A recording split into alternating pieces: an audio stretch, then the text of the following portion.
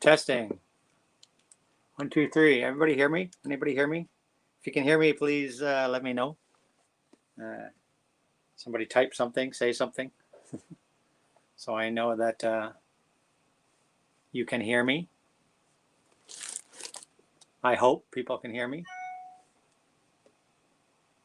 I'm just checking my channel. Somebody type something, say something. Okay, I can hear myself. So I know that testing. Hear me. Okay, well, I'm using a different microphone this time because the last time on my stream, my iPad microphone seemed to be very, very, what's the word for it? Distance sensitive. So I noticed that after replaying my last live stream that when I was away from my iPad, I got quiet, and when I was close, I got loud. So I've got a headset on. I've got a headset going so that hopefully you guys can hear me good. And anybody, I guess I should post a link. I guess I should post the link. I got to remember that now. Copy to clipboard. Post in here. Okay, so for my guests that I have invited to the chat, I'm pasting the link.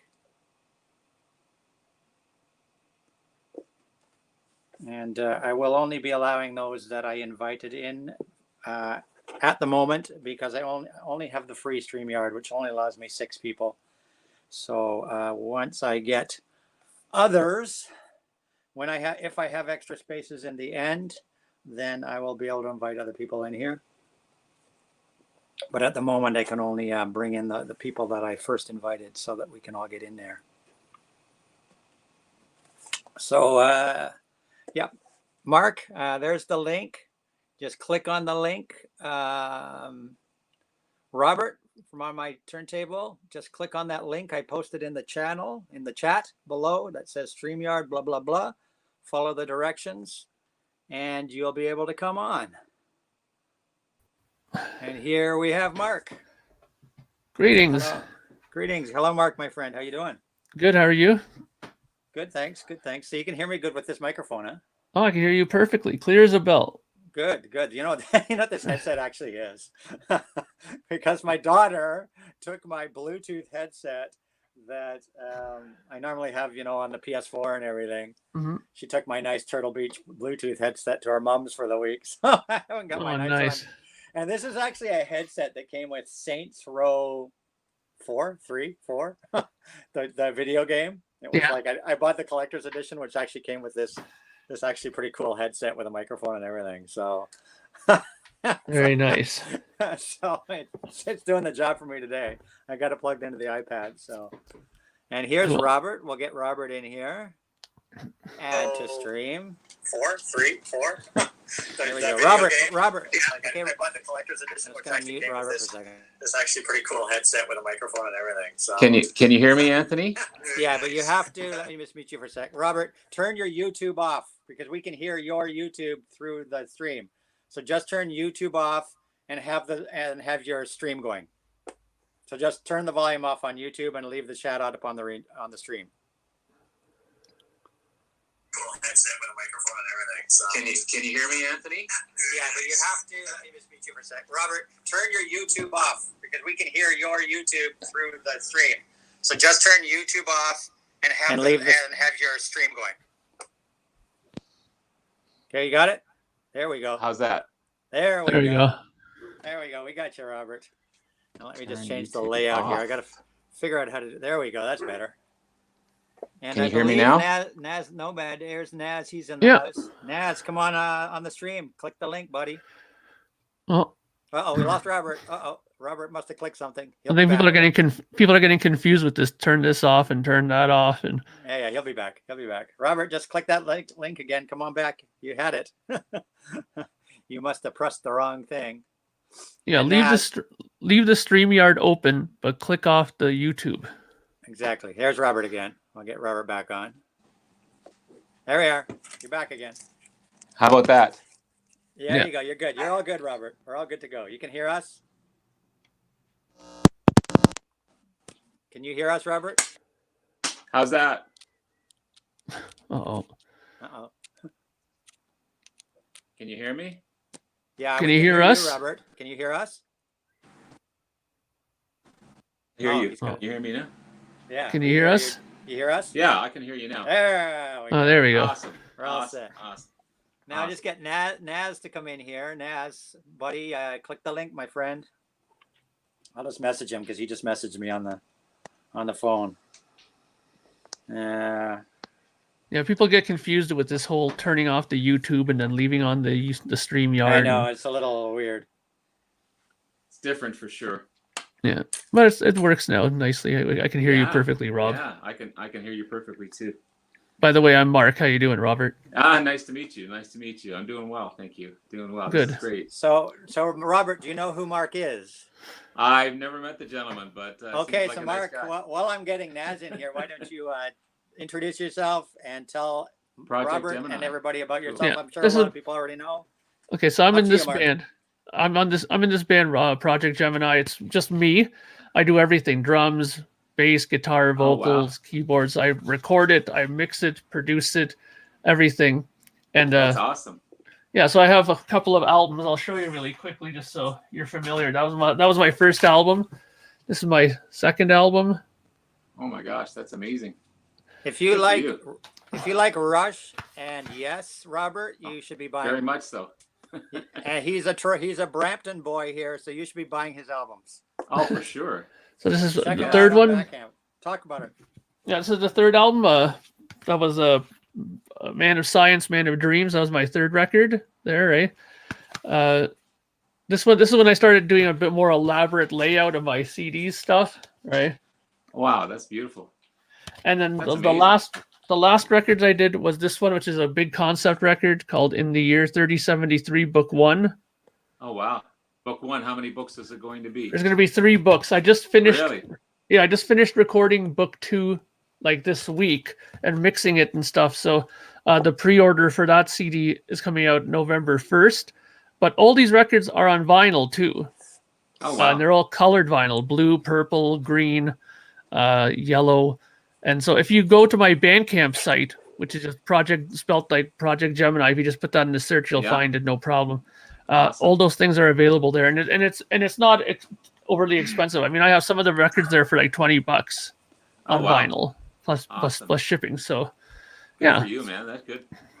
I Thanks. love to see local talent. Hey, Dave. Yes. And here we Hey. have Nazz Nomad, David Michael. Say hello. Let's make Hey, sure we guys. can hear Hey, you, my Mark. friend. How you Hey, doing? Robert. Very good. Hey, You can hear how me? are ya? Yeah, Yeah, I can hear We're you. good. We're all good. Awesome. Perfect. Yeah. How you feeling, How's the David? weather out there? It's snow. First day is Is it? second day What? is snow. Really? Yeah. Holy Really? Really? Oh my God. Yeah. That's crazy. How much? Where you? How Where much are you, snow? Naz? I'm in Edmonton, Alberta. Oh, okay. Wow. The guy who helps co-administrate my page, Mark Arnold, he's in Edmonton. Maybe that's why I haven't heard from him, because he's probably depressed from the snow. Well, I'm Was it certainly like- depressed from the snow. Was it shoveling snow? No, maybe quarter of an inch, maybe enough to make you worried. Yeah. Not yeah. to make the Enough roads to- greasy. Well, enough to make the roads there. Yeah. Yeah. yeah. Alberta always gets their snow a little earlier than everybody else, anyhow. But this is on October. Wait a minute. Yeah. Well, It's almost always before Halloween, so that's Really? kind of the parameter is Halloween. Yeah, So- we've had crappy weather at Halloween. Where are you from, So- Robert? Belleville, Ontario, which is Oh, about, there you're 3 pretty. You're hours. not too far. This is the all No. Canadian show here. All Canadian. Is it? This is the Yeah. all Canadian show. Yeah, I'm in Brampton. Yeah, I'm about 20 minutes east of Glen Calloway. Yes, He was Glenn just just down- messaged me. Glenn just messaged me a few minutes ago and said he can't come. He didn't say why, but he was supposed to come on. Maybe if he's watching, he'll change his mind. But he's something. Well, he was in tied up. Toronto. I know he had went to- into he had to Toronto. go You for- just said, Anthony, I'm sorry. I might not be able to jump on your show today. My apologies, Glenn. So that was just like a few minutes ago. So he Yeah. must have got Yeah. held up in Toronto or something. That's too bad. Maybe if he gets back, we'll be on for a long time. So maybe For by the sure. time he gets back, if he sees us here, he'll come on. Yeah. So let's go back So to what- Mark. Awesome. We'll give Mark the floor here for a few minutes because I know Mark asked me he wants to talk about his latest. Well, it doesn't release. have to be a lot about it. It's just I just wanted to just mention that because I finished doing book 2 a second ago. I showed this record, which is my book 1 in the year 3073, book 1. I just finished doing book 2. I finished doing all the mastering and everything. It's all done. I'm going to be starting to submit this stuff to get printed and stuff. So I'm going to put out the CDs first, which is the usual thing I do, and the digital. So the digital comes out November 7th. The pre-order for the CDs start November 1st on this, and then the vinyl will come out in the new year. I figured I'm not going to rush it. I'll just put it out in January after Christmas because I think it's going to be too much to ask people to, get their Christmas presents and go out and buy my vinyl at the same time. Kind of. Are you gonna try submit your stuff to Train before Christmas, or are you gonna wait? To Oh, yeah, submit to yeah. Train? No, I'm going to do it beforehand, but I'm just saying when I'm going to actually start selling it, I'm just going to wait till after Christmas because Yeah. I think it just makes more sense. But I got to tell you, I am really, really grateful that I was able to do the vinyl because with this whole thing with the lack of acetates available because of that huge fire that happened. Nobody's guaranteed that you'll get acetates to press stuff now because of that. There's such a back order for them, and there's only like one other company available to do it in Japan somewhere. So I was very happy that he told me, the guy that I deal with, that he had a couple stashed away, knowing that I was going to ask to get it done. So I'm very fortunate that way. So that's why you're going to see a lot of reissues happening, more than new records So probably on vinyl. Lacquer Channel then is starting to run out of their acetates. Well, I mean, I don't think just them. I think everybody in general is going to, because if they don't have anywhere to get it from, two things going to happen. One, people may just really sit on them unless it's like a client that's really important to them, or they'll say, okay, we'll let you do it, but instead of paying $350 to get the process done, I'm now going to charge you $700. Because it's not worth it to them to just give it up on a regular. Yeah, which is going to be hard on smaller bands or Smaller young bands, bands yeah. like you, independent artists. Because Well, I obviously have the to big pay. bands can afford it. I have to pay a bit more. He told me, he goes, listen, Mark, he goes, I can't give you the regular independent rate that I normally give you. He had to charge me like at least $75 more for it, right? Which kind of sucked, but it's still in the end worth it for me because I go through my vinyl pretty quickly. So, it's worth it for me to get them done. So, but yeah, that's what I'm very curious to see how this is going to play out because you see lots of bands that are doing reissues because they already have stampers done and stuff like that. So it's easy to just get more of those things pressed again. But when these bands are going to start looking to do new releases, I'm very curious to see how that's going to go around. I'm really hoping that somebody is going to step up and say, you know what? Here's a good business opportunity. I'm going to make a company that's going to start making these things because they're going to get business left, right, and center for that. For sure. Oh, absolutely. Plus, they got direct metal mastering too, and Yeah, that's still available too, right? So if artists want to go that route. yeah, I was tempted about it, but because I have such a set system with my way of doing things here, I'm kind of reluctant to try something new. But I mean, hey, there may come a time where I might have to sit there and call up the guys in Germany or wherever that do the direct metal mastering and say, listen, I need to get it done, right? I'm really actually shocked that in how many years of the record media have been out, almost 100 years now, in some format or another, from the cylinders to whatnot. I'm surprised in all that time that we only had 2 plants in the world producing these acetates. Yeah, exactly. It shocked me when I read about this fire that there were only 2 plants in the entire world. For all the years of making records, somebody else didn't start producing these things. Just mind-blowing. And I think another thing that might be interesting to recommend is maybe some of these companies better start investing in better, fire protection systems, like a few fire alarms, because even these other companies, like look at Capitol, their whole vault completely burnt down with all the the master recordings. A couple of fire extinguishers and a couple of fire alarms would be pretty helpful, I think. Now start investing in. You'd think. Exactly. Jesus, So what's your thoughts on that there, Mr. Nazz Nomad? Well, I feel for you. I mean, I'm kind of bewildered that there was only 2 plants to start with too. Mm. I'm curious going into the new year because vinyl is pressed so far ahead. What's going to happen in the new year once all the existing releases that were kind of pressed ahead of time are out? Hmm. Yeah. You know, a record store day is done, and now what? We're going to have just different color variants of the same records we've been getting over and over and over again. Yeah. Or like That's you what I said, think. Yeah, I think they're just going to repress over and over and over. Like what's going to happen in future record store days? Because most, 90% of those record store day pressings, they have to make a lacquer for because they're all new things. They're Yeah. all stuff that's never been on vinyl. So I would reckon someone's going to step up. Like you were saying, Mark, this is too good of an opportunity not to do something. I mean, if I had the resources, I would do it. gold. It's Yeah. This is gold. gold for anybody that's got the capital to invest to make this. Yeah. This is gold for them. This is a gold mine waiting to happen. I mean, there's existing pressing plants that I've seen on YouTube, massive plants that I'm sure would have the space to do lacquers, and they have probably the technical know-how to do it. I'm surprised people haven't done it already because it's going to be a very thin 2021 unless someone steps up.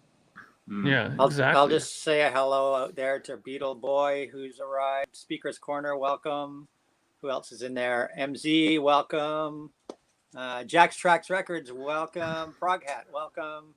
Just so you know, I am seeing the chat out there, guys. So, Yeah. David, have you heard any of Mark's work?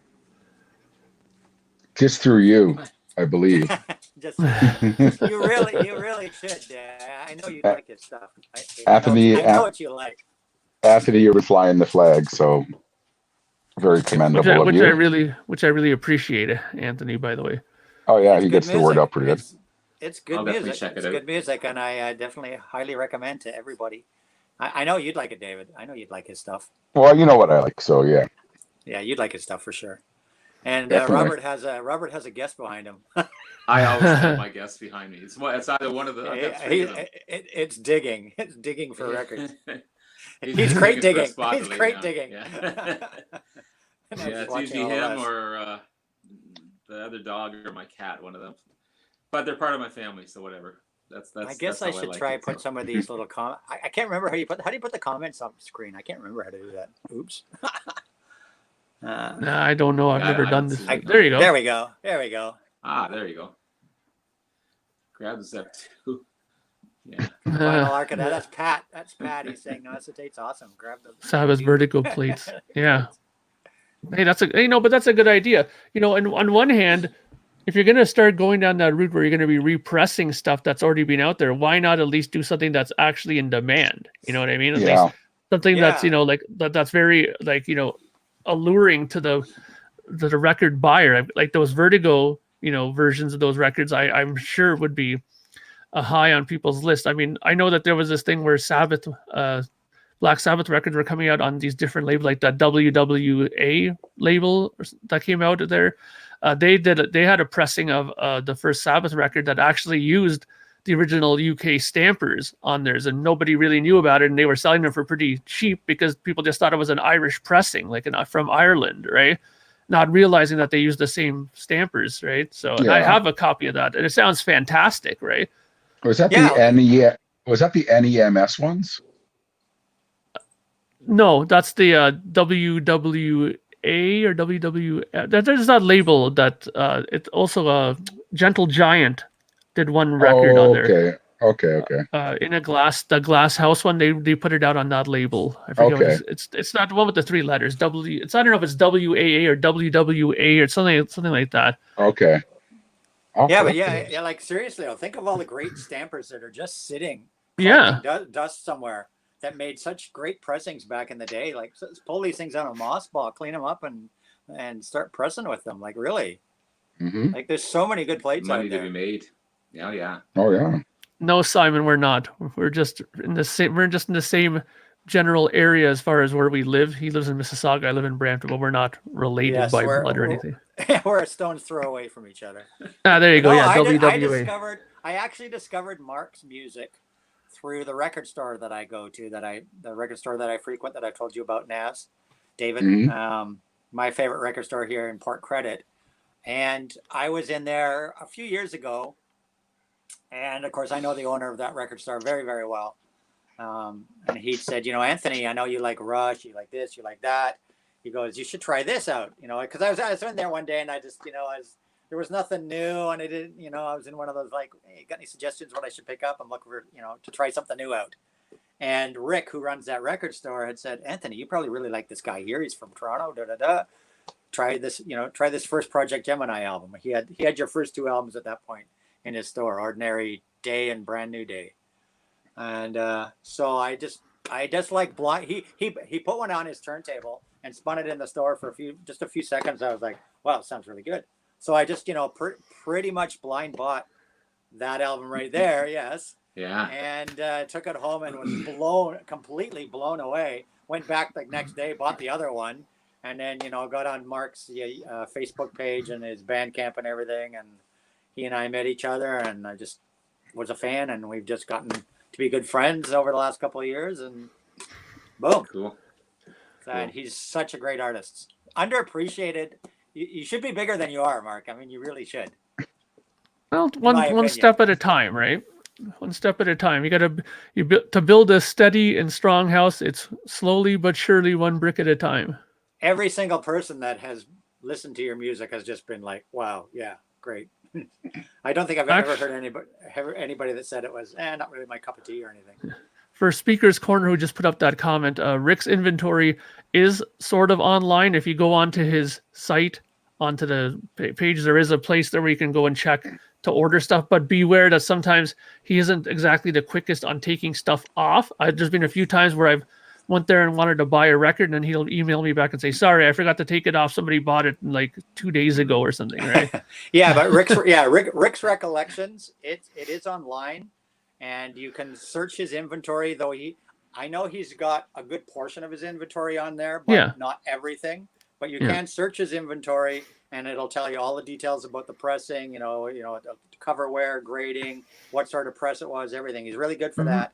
And though he doesn't ship, or you can still buy it from him, and like you can put it in a card and buy it for him, and then he puts it away, and then you have to go in the store and pick it up. But he doesn't do shipping, as far as I know. That's not something he's ever gotten into. But yeah, he's got a good inventory, and he listens to every record that he sells, and he cleans every one of the records he sells before he puts them on the shelf. So you're always getting a nice, properly graded record, cleaned, ready to go. So what I'm curious to ask, though, for you guys is what are some of your big new purchases, like Robert and Nazz? What's been your latest new purchases that you've gotten? I just got this in today. Oh, what's this? I want a contest. Dark Side Vinyl, Jerry, and so I want to get it more into the blues. So I picked this up today. Oh, nice. Guy. Yeah. Great guitar player. Yeah. Is that a recent reissue? Or is it It's 2015, I believe it was. Oh, that's nice. It's got Van Morrison, Josh Stone, and Kim Wilson from.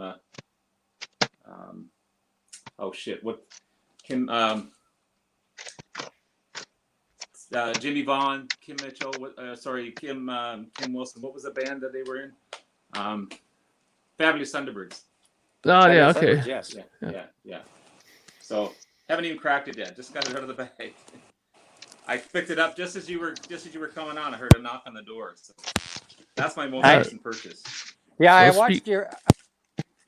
You said you were expecting a package today. Yeah, and it just arrived. Some buggers, they're buggers. They don't necessarily knock on the door anymore. Is that a second? Is that a Lamb Lies Down or a Seconds Out shirt there, David? That is a Lamb Lies Down. I like it. I wish I could find that Lamb Lies Down shirt. I'll send you one. you have a warehouse full of them or something? I'll get you one. Let me know how much. I've never seen a Lamb Lies Down shirt. That is so cool. Neither have I. That's why I bought it. So I'll get you one. We'll talk offline. That was for Speaker's Corner. So this is my most recent. I just Is spun the that new- last night. Oh, nice. Nice. The new Is Blue it Oyster good? Cult. Yeah. Side A was but the rest of the album picks up after that. Oh, really? Eh? So I'm pretty happy with it. I'm a huge Okay. fan, so that was my most recent purchase, is the new Blue Oyster Cult album. Interesting. 'Cause So I've what heard a did you lot s- about that. Yeah, I just spun it. I just opened it last night. The first side didn't grab me until like the very last track on the first side, but then it Yeah. picked up. It picked up the Alchemist. Like I've only spun it once, so I can't give it my curve. Better than I thought it was Yeah. going to be. No, that's perfect. That's right. Because about track 4 on, it really picks up. So it's a good album. It's better than it should be after 19 years. Yeah, well, Yeah. it's all these bands out recorded anything in like 20 years or whatever are all Hey, now Anthony, your suddenly- microphone's dropping in and out. Yeah, it's kicking in and out. but- Your Yeah, aunt, I your know aunt, that- yeah, you're kicking out now too. I'm gonna check something. Pull his headphone. You hear me? yeah. There you go. Yeah, I'm wondering if the battery or something is. Can you hear Yeah, me? now Okay. you're- yeah, I can hear you perfect now. All right. I think the Before battery it was popping like crazy. Yeah. I it also just ordered this. I'm guessing Oh, what's it's- that? That's Taste. Oh, Rory Gallagher. Taste. Band. Yeah, That's a good album. it's good it's album. a great album. Yeah, it's Yeah. a great album. I can't remember how I discovered it. I just got the Paul Butterfield and so I think I was just searching through all that stuff, and then this one came up, and it's just amazing. Yeah. Yeah. So Yeah. So I spun. I love Rory Gallagher. He's such a good. He was such a good player. Yeah. Lost too soon, unfortunately. But Yeah. Hello, It seems to be- Christopher. Hello, Christopher in Sweden. Yeah, so I spun that yesterday, the Blue Oyster Cult, and I spun. You hear me okay? Yeah. yeah, Actually, the one record that I got recently, I don't know if you guys have got it yet, but I got that Nick Mason and the Saucer Full of Secrets, that live at the Roundhouse. Yeah, that's a good one. It's really, really good. Yeah. Yeah. This was the other one I spun yesterday. Oh, nice. nice. I didn't have any Lennon. I did have zero Lennon in my collection. Period. Like CD or vinyl or anything. Yeah, I don't have any Lennon. Like either. I'll get I the don't 2 know. record thing, and it was actually I'm not a big Lennon fan, but I actually really enjoyed this, and I thought the remixing was pretty well done. I think my number 9 Dream was probably the nicest mix on this album, in my opinion. It's on the bassy side, and I like bassy albums, like the mix. But yeah, it was pretty good spin. Pretty good spin. Yeah. And So, No, what do Go I have ahead. next? What do I have next to spin? I think what I'm going to be spinning tonight is Slade, the new Slade that came out. this is a new Slade album. Wow. The new Slade. interesting. Oh. So you guys got anything coming in that you're anticipating? No, I'm just trying to catch up to everything that I have. So there's the Yeah. Slade. It's a remastered. It's a new comp called "The Best of Slade." Come on, feel the noise. Nice. Oh no, come on, feel the hits. Sorry, Feel the come on, hits. feel the hits. No, I bought about 300 albums off a friend of mine that I hadn't seen in like 30 years. Must be a month ago now, and I'm still digging into them and trying to discover them all and listen to them all. And this really he took good care of his stuff. That's one good thing. But That's good.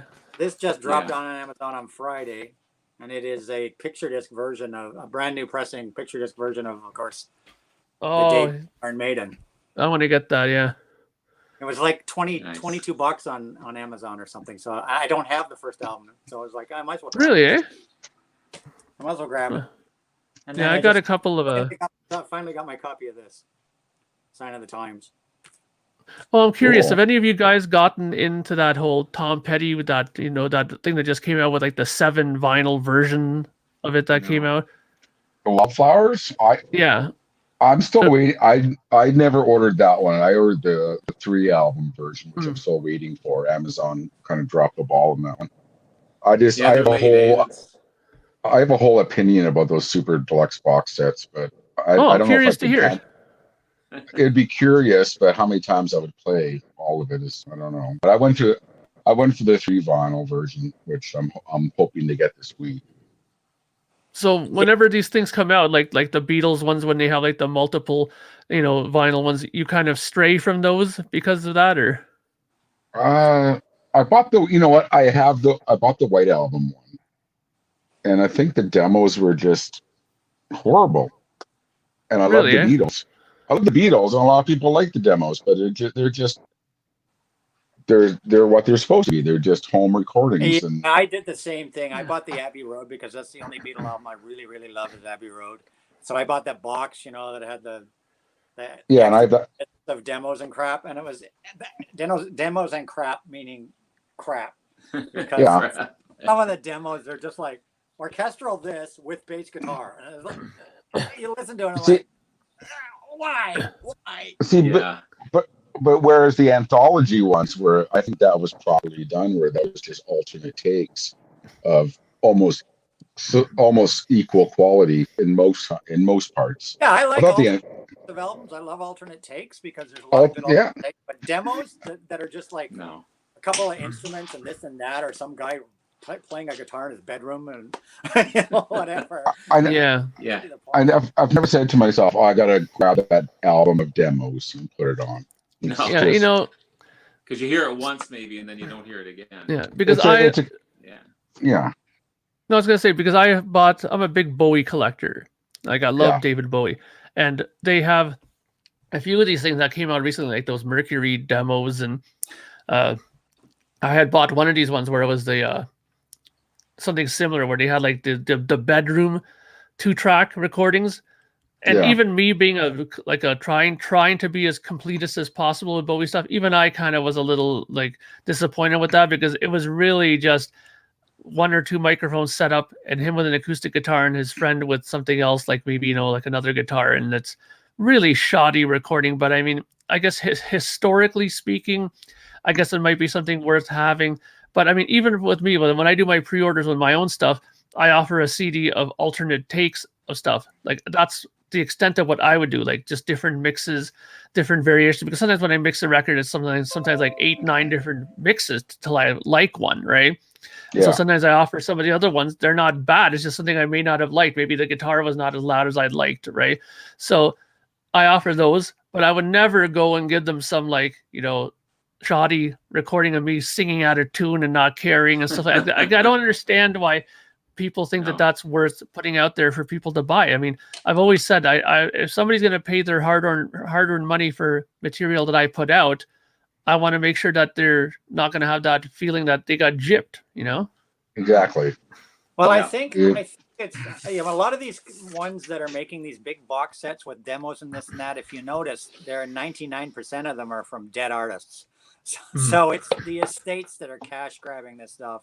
I mean, look at the this one I just showed you. Sign of the Times.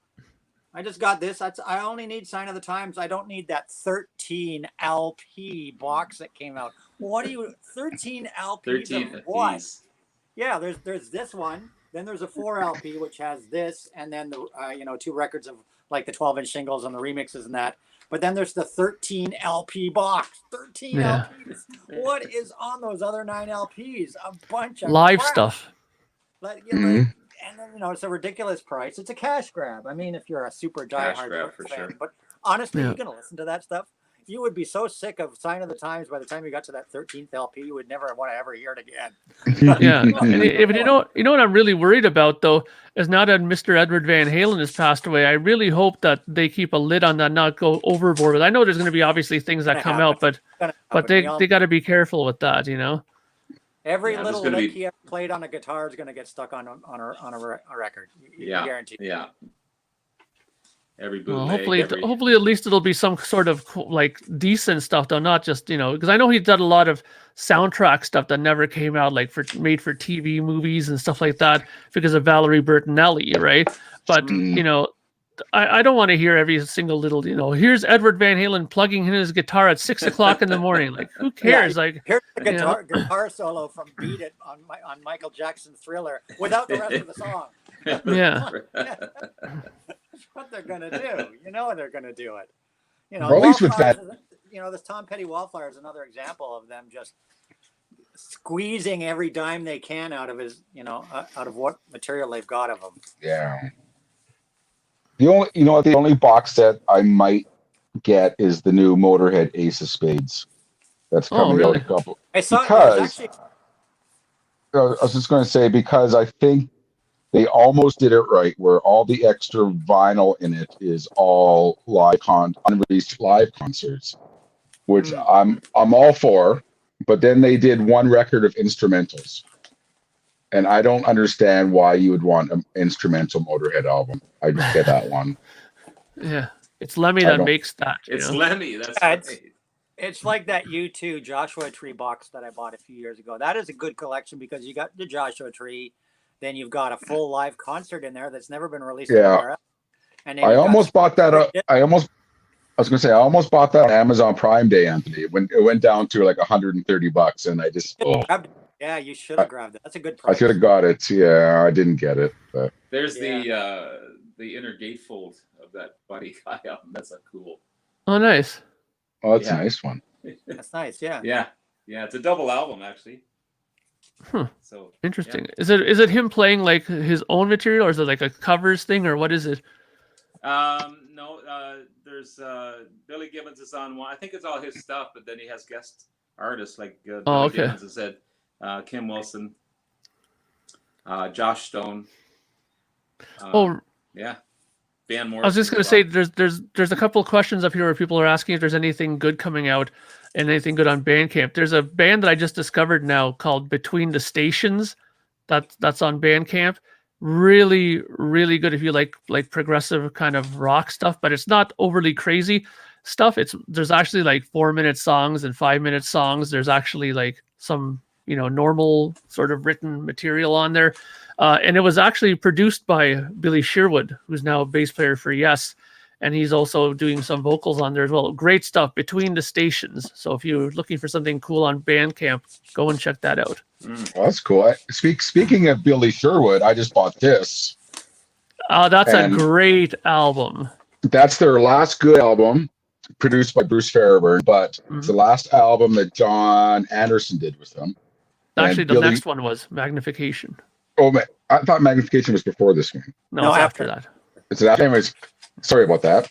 But Billy Sherwood's on this album, and this just got reissued as an audiophile vinyl, and it is really incredibly good.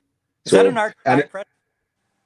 Sorry? Is that an RTI pressing with that silver stick? This was pressed at, what's his name always talks about Optimal Media in Germany? Ron does. But this was pressed at Optimal Media in Germany, and it was $24 on Amazon. Oh, really? Double vinyl audiophile, and it's incredibly good. Well, I know what I'm buying tonight. I have that on CD. I have to go pick So if you're looking, I think it's their last good album they ever did. I agree. And then speaking of that, then I bought. Speaking of if anyone wants to know what I'm buying, this is a Friday Records audiophile pressing. I got that blue vinyl.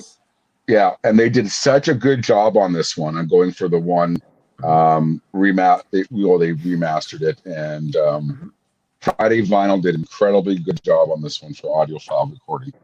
So that's a good album. I've been buying some Yes albums. Very, very, very happy. Even though you were never low on my ladder, Mr. Nazz, you are now way up on my ladder of respect now because of that. Because I'm a huge Yes fan. I'm co-host on that Yes Music podcast that's out. Oh yeah, I love Yes. I do that. I mean, I have everything that they've released, and on my new record actually that's coming out, Billy Sherwood played bass on one of my songs. Oh wow! Yes, yeah. Billy Sherwood is on his new album, and so was Lee Pomeroy too. Oh wow! Yeah. In fact, a funny story. My first concert was 90125 tour, and they filmed the DVD here in Edmonton. You know that DVD they did? Yeah. That was filmed here in Edmonton. And if you brought a donation for the food bank, you got into the next night for free because they filmed 2 nights. Oh, really? So I was 13. I went by myself. No friends of mine liked Yes. So yeah, so you went the first night and they filmed, and then the second night you bring a can of food and you got in free for the second night and they filmed, and that's what the DVD is, live in Edmonton. Fantastic. Wow. Is that where Fantastic. the 90215 solos live thing? 9012 live. 902 Yeah, live solos? the 9012 live. There's only one song from Edmonton. I'm not sure if it's Trevor Rabin's song. Is it Solly's Beard? Yeah. Sully's But- beer, yeah. One of them is from Edmonton, and that's one of the. But that take never made it onto the DVD though. Okay, yeah. Because that's what you're talking about, Anthony, is that there's a record, a vinyl that came with the 902 lives, the solos, where it's just the guitar solos and 2 songs, like one at the beginning of each side. Yeah. Changes, and I think Hold On was the other song. But Yeah. those are great records. I think that Friday Records pressing of the Going for the One is really good. That's I amazing. highly recommended it. And same with the ladder. I mean, Bruce Fairburn did such a great job on the ladder. It's such an amazing record. And that one that Anthony's holding up, the song from Songas, that's the reunion tour, the last leg of their reunion tour. And that was really good too. That was a That's great the show. Cow Anderson White Square. And Anthony, you got that dirt cheap too. Yeah, so I'm gonna go big, just show you, because I know some of you guys didn't see this. How do I go big? I think I go like this. Solo layout. There you go. There you go. Oh yeah, so yeah, I got this beginning of Nice. October, Nice. pre-ordered, and this was $34, but when I checked out, it actually came out Yes, Days Between Stations. $32 on Amazon. I can't For believe triple vinyl. You can't lose. It's a 4 LP. It's a 4 LP. 4 LP. On Amazon, 4 LP. Yeah, on Amazon it was listed as a 4 LP. That's the only thing it said. 4 LP live, 32. Checked out for $32. But what they didn't mention is that it was only pressed in a total of 600. Yeah. Wow. Oh, nice. Only 600 pressings, and it's on disc 1. Oh, Yellow. nice. This was not. Oh, you're gonna make me. well, You're gonna make me. Oh, Anthony, you're gonna make me order that tonight. Yeah. Disc 2, orange. And look at the nice labels too, huh? Look at those great labels. Yeah. And you know, Anthony, I said I was not going to order that because I have had the DVD No, you did. forever. Now I'm gonna make And now I'm going to order it. Oh, disc 3, red. Jeez. Disc 4, blue. Disc 4, blue. Baby. Yeah. But on side 8, an etching of the Yes logo. wow. Oh, nice. And Nice. this was $32 on Amazon. Jesus. Yeah. Now I got to order that, You Anthony. don't get a 4 record set, and it's all 180 gram vinyl too. You don't get this sort of thing for 30. Somebody goofed on the pricing. They had to have. Oh, Well, I mean, that was professionally recorded, so that it's got to be good. Yeah, and Oh yeah, this it's is on good. ear music. This is ear music. This is not some bootleg. Yeah, copy. ear music. Ear Music did this one. They did the latter, and they did such a good job on that one. Yeah. So, yeah, if you can still find a copy of this, because it says 600, so that blows my mind. And it's funny because Rachel, the music ma'am, got one, and it was number 540 something, and then the vinyl archivist, who was here a few minutes ago, he got number 561. So if you can find that Yes album, and I mean, you look at the track listing on there, guys. You've got, got the Firebird Suite, Going for the One, Sweet Dreams. I've Seen All Good People, Mind Drive. The only thing that it goes through everything. It's really good. It goes through the whole thing. I mean, you've got Ritual on here, Starship. We're all on Trooper. Amazon now. The only thing that threw me, Anthony, was the acoustic. They did an acoustic part in that show, and I like Yes acoustic, but I wasn't a big fan of Owner of a Lonely Heart acoustic. Is that Yeah, what? same here. Yeah, because it doesn't say. Yeah, it doesn't sort of tell you That's for you, Christopher. which is what. But come on, for that price. I might stop my live stream right now and go on Amazon. You're a bad influence, Anthony. Isn't that the one, David, that you said they took out of your shopping cart or some crap, or they canceled Well, your order? Or... Yeah, I saw that they shipped your order and then it said currently unavailable, and then they have stock on it again now. So yeah, grab it because I'm gonna have- I'll probably grab it tonight. You're such a Going bad for the- influence. I know Going for the one. you're you're just as bad of influence on me. I know. Going for the one with the blue vinyl is still on for $43. It's you know what funny thing is I got it in the Amazon warehouse. Someone had bought it and returned it, and I got it for like $19. Oh shit! And I don't know why he returned it because there was nothing wrong with it. So $19, I was quite happy with that one. And Yeah. hang on, Anthony, 1 second. Although this was on CD. Speaker's Corner got number 438. Oh, did he? They're going backwards. And Look he's at- If you ever he's in Ontario too. He's in Ontario too. if you ever have a chance to buy or see this CD box set, Anthony, The Word is Oh, Live. That's good. I love this one. That's really it's a good. It's a 3 CD box set, but and then I also have that vinyl box set, the best of Progeny. 70. Yeah, Yeah, it's Progeny. Progeny. That one's good too. But I this, think Robert's shopping right now. I'll tell you. The ladder's on for $19. The ladder. Is it seriously? Well, I'm looking at Amazon.ca, and The that has $19.94. Songas here. yeah, Songas is going for $55 Canadian. yeah, it was $35 the other day. Yeah, it Yeah. was 30. Damn I you, pre-ordered Anthony. it. When Damn I you, pre-ordered Anthony. it was $34.50 when I pre-ordered it, and then I got that. Yeah. note Amazon sends you saved $2.03 or something. Yeah. 32 something. All kinds of good stuff on there. But there's I got lots of this good. counter, I'll There, click, click, click, click. But there's lots of good. Yeah, go ahead. Sorry. Nazz Nomad, David there. He's my worst influence on making me spend money.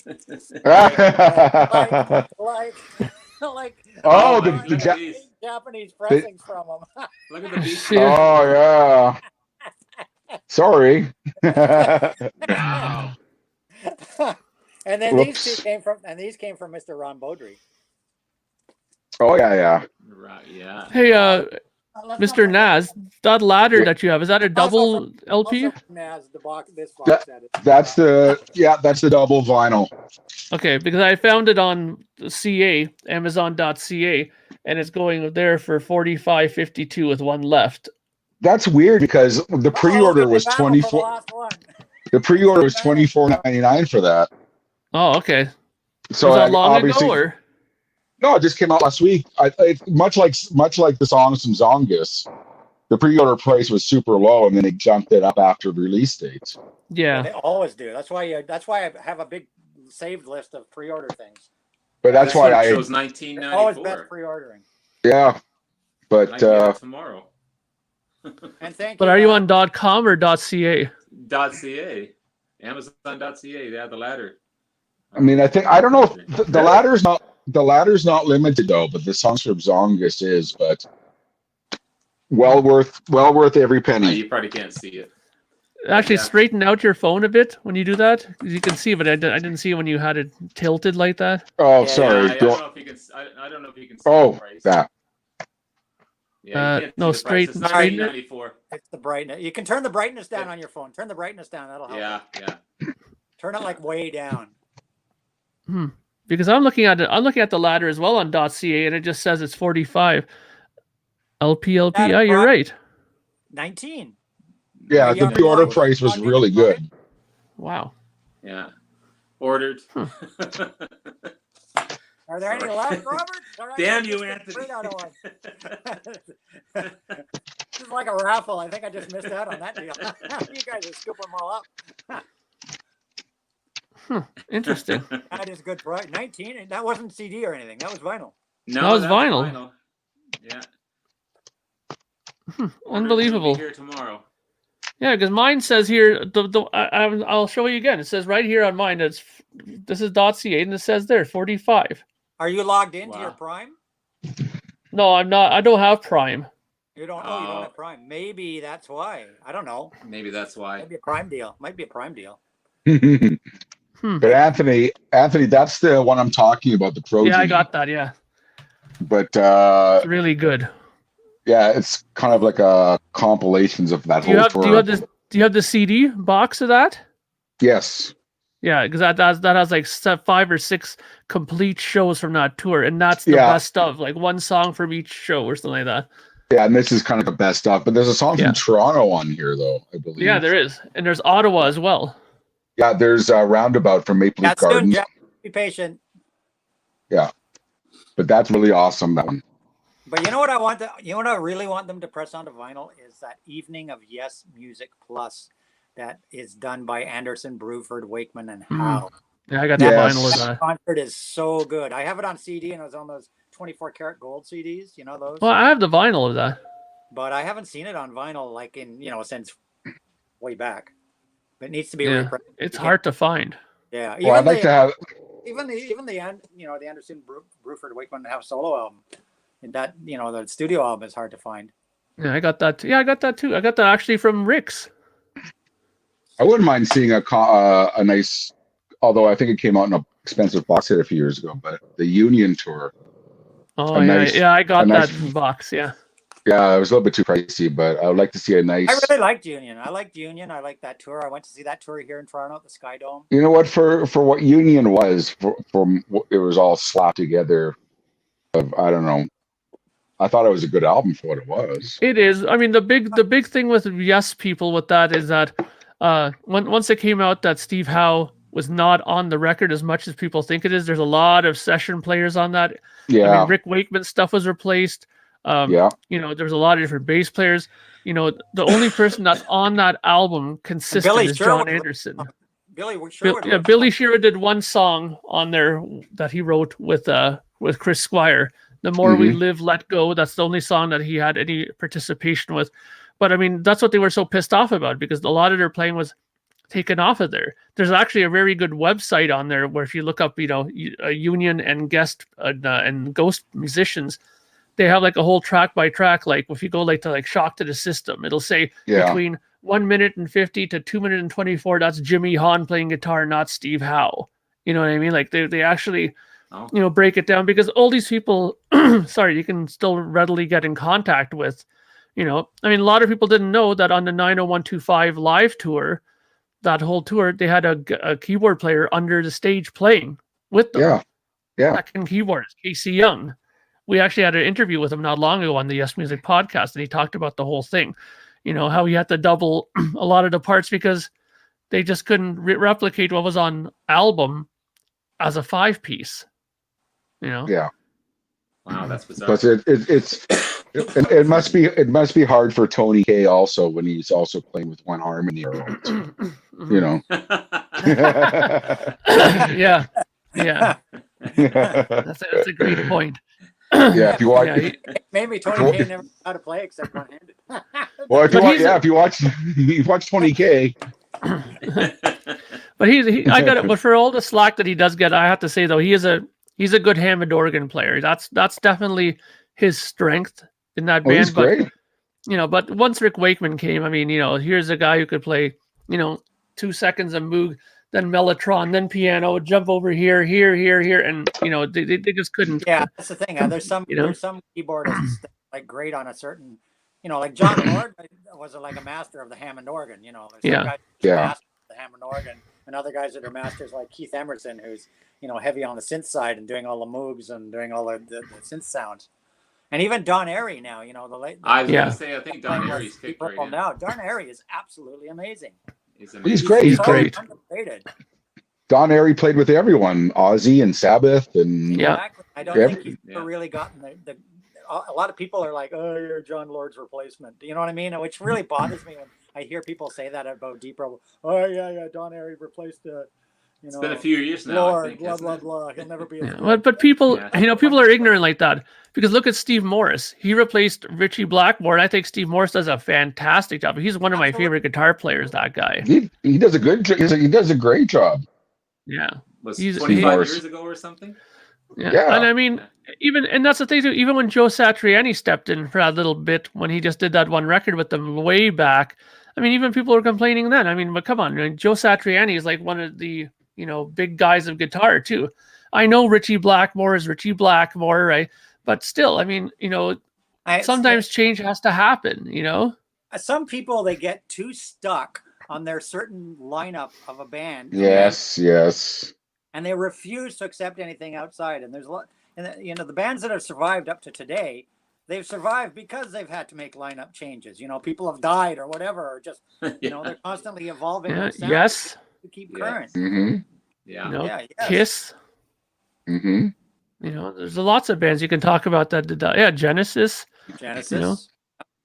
Yeah, they had to morph and move on, and Yeah. I mean, yeah, so it happens. Blue, I mean, Blue Oyster Cult. I mean, only half that band is, you know, original guys. So well, it's only Eric Bloom and Buck Dharma left. yeah. Well, there was what's his face does have a. If you read the credits, he does guest on one song. Alan Lanier died. Yeah, no, the other guy. I'd have to pull the album. Another one I'm thinking of. I'll have to read the credits in that one, but yeah, Blue Oyster Cult's 2 members. yeah. Yeah, I was just reading the credits last night while I was. And it's funny because even the bands that some people never think about, like for example, Iron Maiden, they had Paul Di'Anno, but long time now Bruce Dickinson being in it. Albert Bouchard. Albert Bouchard, sorry, yeah. Yeah, so he's on there doing cowbell and background vocals. Oh, really? Oh, I did know that actually, yeah. Yeah, but he's in sorry. the one music video. You see him in the one music video, and he's just yeah. Video with the cowbell. Sorry, Mark. Mark, what were you saying, Mark?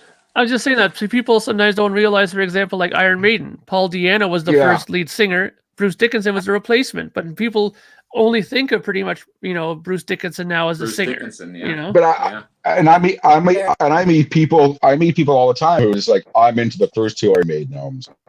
Paul Di'Anno was the best singer for them, and it's like, people, you got to move on. And then you added more guitarists to Iron Maiden. You know, you added Jan Gears.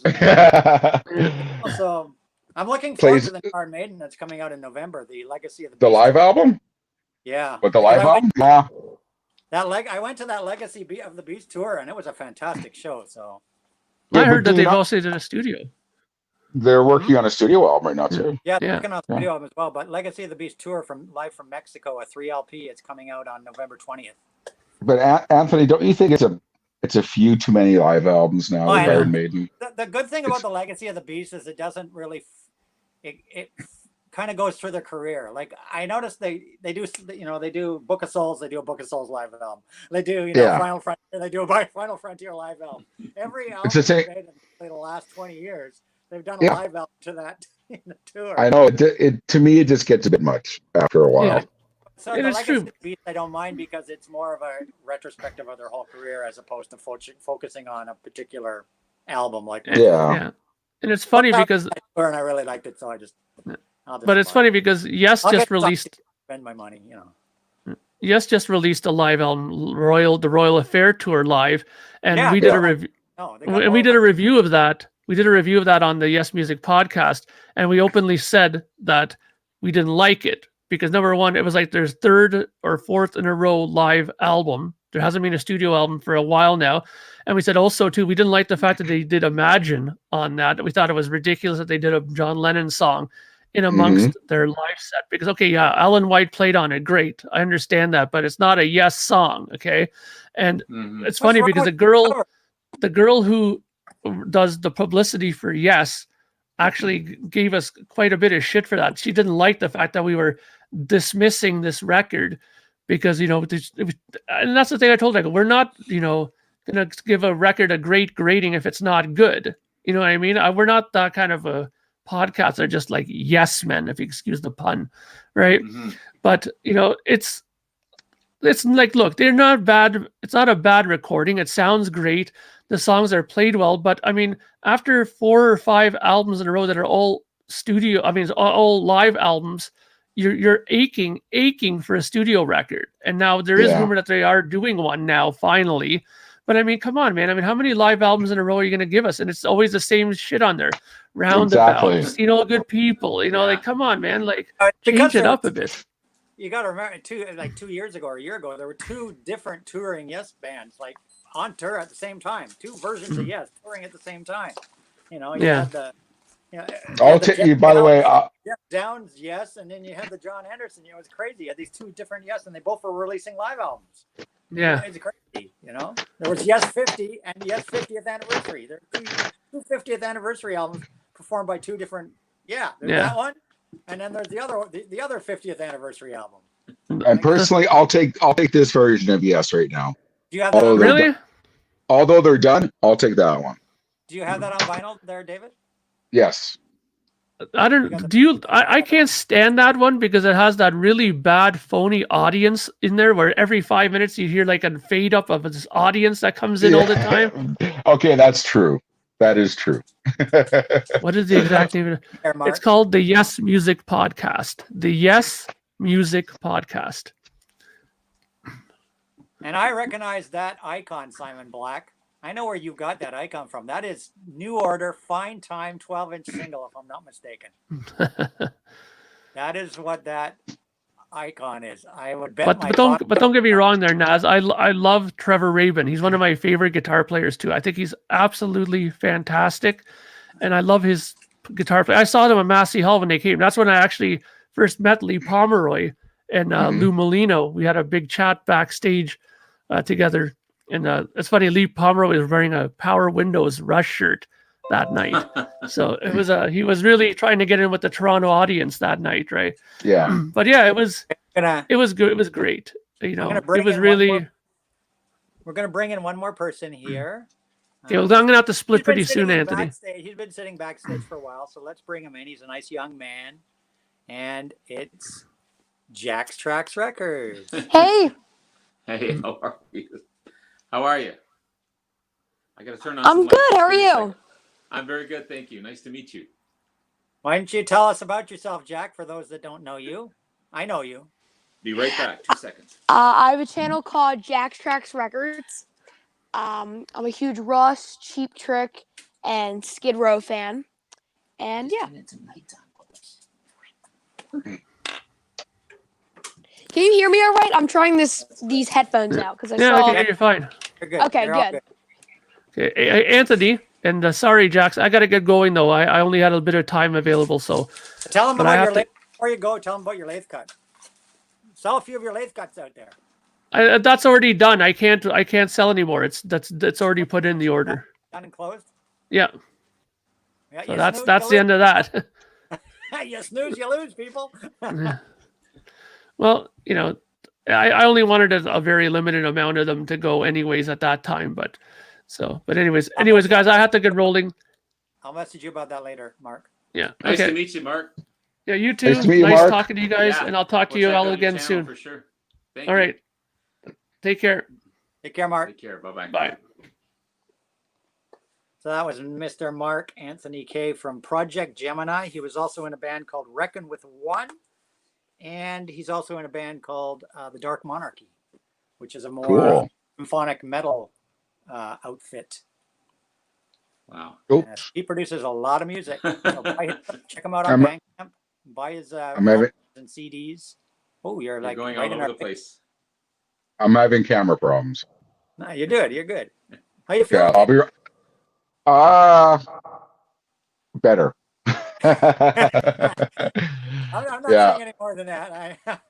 Yeah, no, without going into it, yeah, I'm clear-headed today. Yeah.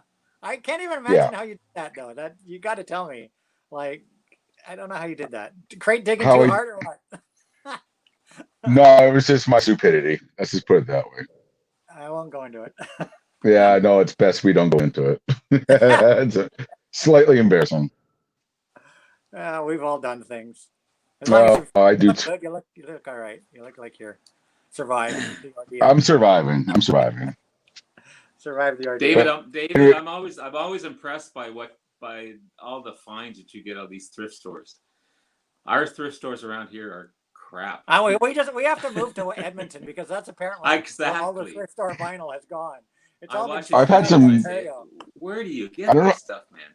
I don't know what to say. It's just like I hear that all the time. Like I just You made know, my new. David lives in Alberta, and there's a lot of horses out there, right? So he grabs a horseshoe, sticks it up his butt before he leaves to the thrift store every morning. You know what I think it is? Sorry, go ahead. I was going to say, if I want the 25 greatest polka hits, or if I want Don Ho or whatever, I find time Yeah. for that, but Herb find Alpert's lots of entire that too. discography. That's Yeah. right.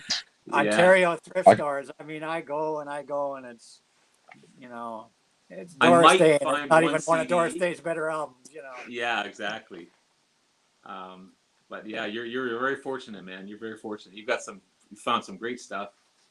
I just find I think it's so cold here that people had nothing better to do than buy They don't go records up. back in the day.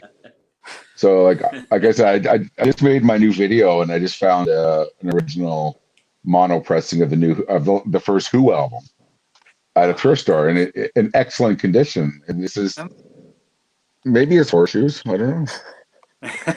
I think that was Yeah. for Jim. Yeah. You're not School better is not be over. skipping school for this, young man.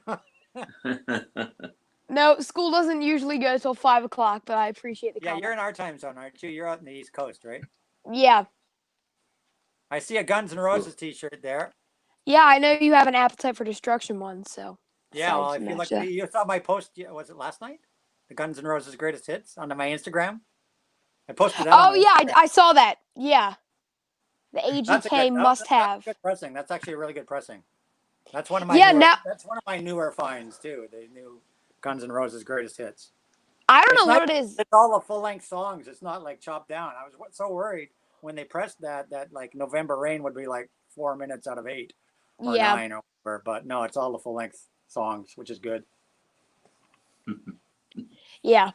Wow. Yeah, I want to get some of them. That's like it's Black Sabbath Paranoid and then Appetite for Destruction. It's like I have like Paranoid. all That's the amazing. all the classics I could ever I love want, Black and then I've never gotten to get that. Like I've never had the chance to get it. I have like CD's copy of Guns N' Roses Greatest Hits, and Paranoid, but I've never gotten the chance to get a vinyl one. I've never seen it, which is really strange. It doesn't last long in any stores. Yeah, exactly. In used, Yeah. it doesn't last. It comes in stores and it's gone right away. Yeah. And even the remasters, I think, are all. I think it's out of print now. Again, the recent repress, I think, is currently out of print again. But Yeah. they'll bring it back because without lacquers, they'll just keep pulling all those stampers out and reprinting stuff. And the big thing is now is just like colored vinyl, right? Yeah. The Prince thing 2 years ago on black vinyl, and now it's on colored vinyl, or vice versa.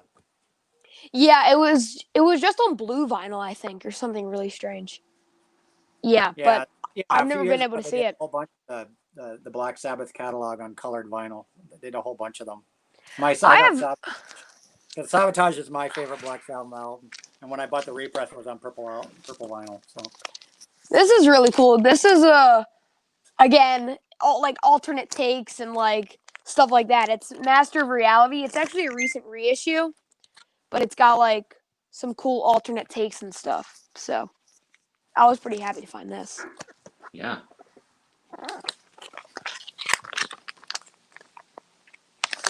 Mark messaged me. He goes, "Yeah, he didn't leave because he came on, Jack. He's a musician. Oh. He had stuff. He's a musician. He's got stuff to do." Because you kind of came on and he left, and he just. I was on with him last time. I know he's a great guy. All good. All good, Mark. All good. Oops. Yeah, he's a musician. He's got stuff to take care of. He's got an album coming out. He's got a Black Friday. He's got a record store day release coming out, and so he's got to get his stuff done. You guys should check his music out. Definitely, Robert. I'm going to. Sure. I listened to Ordinary World. Ordinary Day. Ordinary Day. So yeah, I couldn't remember. I don't remember the names of the tracks, but it was really good. Really good. I told you, it's like Rush meets Yes, right? Yeah, yeah. Yeah. And I love both. Yes. So. Check him out. Check him out, Robert. Check him out. You can listen to his stuff on Bandcamp, and you can buy his CDs and LPs right through his Bandcamp there. Nice. And he sends them out right away. I mean, he's here in Brampton. You'll get them like nothing. Yeah. Yeah. I had to replace this one. I had this one on vinyl, but it's an old copy and it's kind of rough. So I picked this one up too. The Woodstock. Woodstock, yeah. Yeah, well, the I had vinyl's to. pretty the vinyl's pretty pricey. If you It's go about for $70 remastered for vinyl, yeah. with the repress, Yeah. I mean, if you can find an old Yeah. one, great. Like Look at you this. can find an old one, but the new ones, the new ones are like 60, Is that a new 70 bucks copy? or something. No, I got this for free actually. I bought a Oh my turntable. God. I bought a turntable. 3 records came with it. Jackson Brown, Pure Perry Lane, and this. And it's in really good condition. I was really surprised. But yeah. Yeah. Mine isn't in great shape. The vinyl scratch. And I've never seen another copy used around. Yeah, I know you're out there, Beetle Boy. Don't worry. Eventually. Got to give everybody some time here.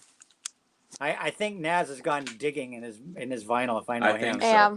I think so. Yeah, that could take a while. You know what? He's got a lot of vinyl. He's got an amazing collection. I'm really, yeah, he's a wonderful It's guy. like the Smithsonian of vinyl in his house. So Yeah, you know, yeah. it could take him a while to hike back to the camera. Yeah, I've seen a I couple hope of his room tours. Glenn, if you're out there watching and you made it home, you know you can still come on. Hey You're welcome Glenn, to how come you doing, on. buddy? If you're there, let us know. Yeah, we were hoping to have you, Glenn. I know he really felt bad Yeah. that he probably got delayed in Toronto.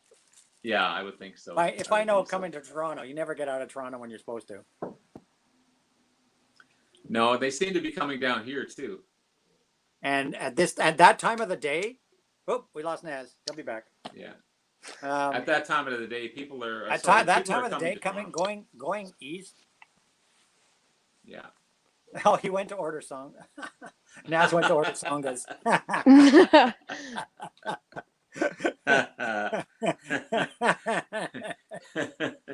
It's your fault, Anthony. It's your fault. Well, he had it on order originally, I know, because he and I ordered them at pretty much the same time, and Yeah. he was saying, "Oh, I'm not going to get it," and then he ordered it, and then Amazon for some reason took it out of his cart or whatever, and then I got mine, but I guess I shouldn't have shown him. He and I do this to each other all the time. We're always like on Instagram messaging each other and taking pictures of the album we bought today, and then the other guy ends up getting it, and we're terrible. I found a really cool website for what you were saying was like Japanese pressings and like mobile fidelity stuff. It's called Rollin' Records, or the website is called Rollin' Rex. And there was this really cool Black Sabbath official bootleg, like a live album, but it was like official and it was supposed to sound great. So I got that. There was an AC/DC Japanese press, and then a ton of Rush stuff, which I got. But yeah, it was a really cool site. Hey, David. He's back. Hey, sorry, I had to go order Zongas. Did you see the comment that somebody posted? Yeah, Speaker's Corner said that. Are you serious? Yes, I am. He had to go. I just went to order that.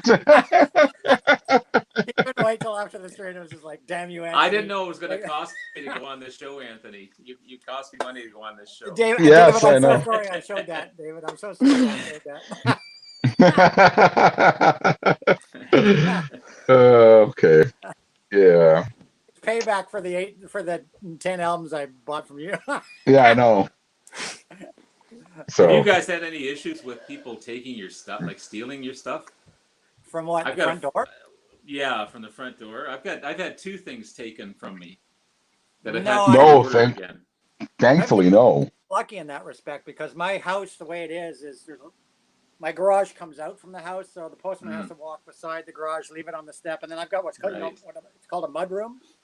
So you have like the front door of the house, and then I glassed it all in. So there's like a little, what do you call it? What's the word for it? I know. I call it a what mud you're room. trying to. Yeah, mudroom. So Yes, normally, the Amazon guy will open that front door of the mudroom and then chuck it inside there, so people don't see it. No, I had because we get a little. I call them the bikers, the guys that ride around on bikes and follow the vans around. I think, but I've had 2 things stolen. Amazon's been great. They've replaced it right away, or give them any credit, but it's They still have. Oh. I had one in the summer that got delivered early in the summer ago. Was it this year or last year? I can't remember, but it got delivered, and because now they show you a picture of it sitting at your front door, right?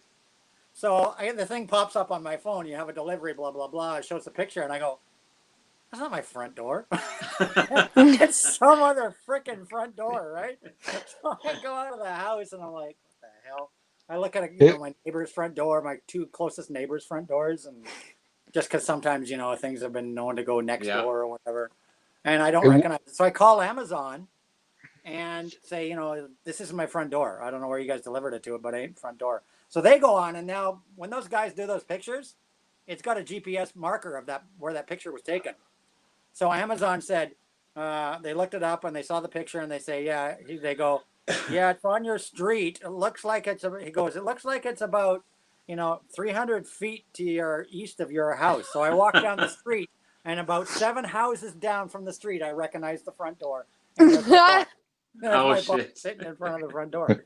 So with Amazon now, when they show that picture, they actually have a GPS marking to show that it was delivered and exactly where it was delivered. Yeah. Well, So hats off to them for that. Yeah. I don't have a problem with people stealing, but I have a problem with the actual UPS guy.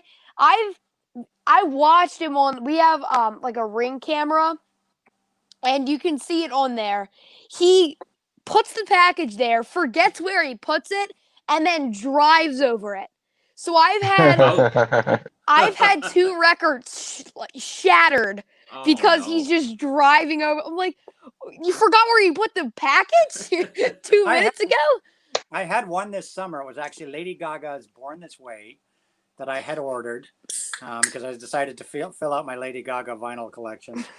And normally, Amazon, they put it in the mailer, and then the mailer's inside a box with a bunch of bubbles, whatever. They like to overpackage their vinyl, right? So I get the notice. It's been delivered. It's on the front step. I come out. This is summer, sun blazing down on the front step, middle of summer. 30+ degree record. He'd thrown the record. It didn't have any packaging. It was the bare record album with my address stuck on the cellophane. I've seen that. My God. I've seen that before. He flung it on the front step, so the corners is all dinged on it. And I'm like, are you serious right now? Are you serious? So I phone Amazon. I go, this thing just arrived. The cover's scratched up. No packaging, just chucked it on front step. And they're like, we'll send you another one, no problem. And it was earlier this summer, because then they go, don't bother sending it back to us because we're not accepting any returns because of COVID. So just keep it and dispose of it. So I gave it to my daughter. I got another copy of Born This Way, and my daughter was thrilled because she got a copy of Born This Way. The cover was a little scratched up, but that's just like, who does that? That's ridiculous. Yeah. That's ridiculous. The worst is eBay people. I've gotten a record before I started my YouTube channel shipped in a pizza box. It was a pizza box, sauce all over it. There are red stains all over it. And then they just chucked the packaging inside so it could roll around. No bubble wrap, no newspaper, just a pizza box. Using a pizza box for records. I mean, it's probably no mention as long as you. Didn't that happen on Big Bang Theory? That Ross got a Lord of the Rings thing in a pizza box or something. People, it's. Anyone get that away is mine. Gord Downey? Gord Downey's away is mine. I don't have any Gord Downey solo. The only thing I have is a couple of tragically hit albums. I have 3 tragically hits. I haven't picked up the new album yet. It's on my list. Although I have every single hip album, but yeah, I've got to out. Yeah. You know what? I'm waiting to come out on vinyl, which I don't think was big out east, Anthony and Robert, but is the Headstones. Do you guys know the Headstones? I would love the Headstones. Yeah. From Kingston? A compilation. Yeah. Yes. Kingston, Ontario. Headstone's fantastic. Yeah. But why their records aren't on vinyl, I have no idea. I would love the first 2 or 3 records to come out on vinyl. They're good. I like them. I've got a compilation album and another CD. I would love this one to be released on vinyl. Yes, that's the first album. I would love that. Yeah. That would be an awesome record store day. Oh, I would love this I don't know how they could do all the Tea Party albums and not do all the Headstones albums. With Something Stands for Nothing, Tweeter and the Monkey Man. Oh my God. What a great album. I know. I love this thing. This is one I would love to see released on vinyl. I know. Right. I can't believe bought this. this. I bought this in Victoria, BC, when I was out there. I was out there for a couple months staying with my parents, painting Yeah. their house way back in like 1993. When I painted the whole outside of their house, I was going through difficulties with my ex-wife, first ex-wife, because I've had two now. But I was going through difficulties and I needed to get away. So I went out there, Therapy. painted their house, took a break, took like 4 months or something in BC, and bought a lot of CDs while I was out there to spin. And that was one I found in Victoria, and I just, Nice. because they were playing it like crazy out there. And I got hooked on this out in Victoria, and I love this album. I love Oh yeah, they're massive out west here. Way more so than out east, I think. And it's funny, and they were from out east. They're from Kingston, Ontario. Yeah. Yeah, it's crazy. Yeah. Yeah, Yeah.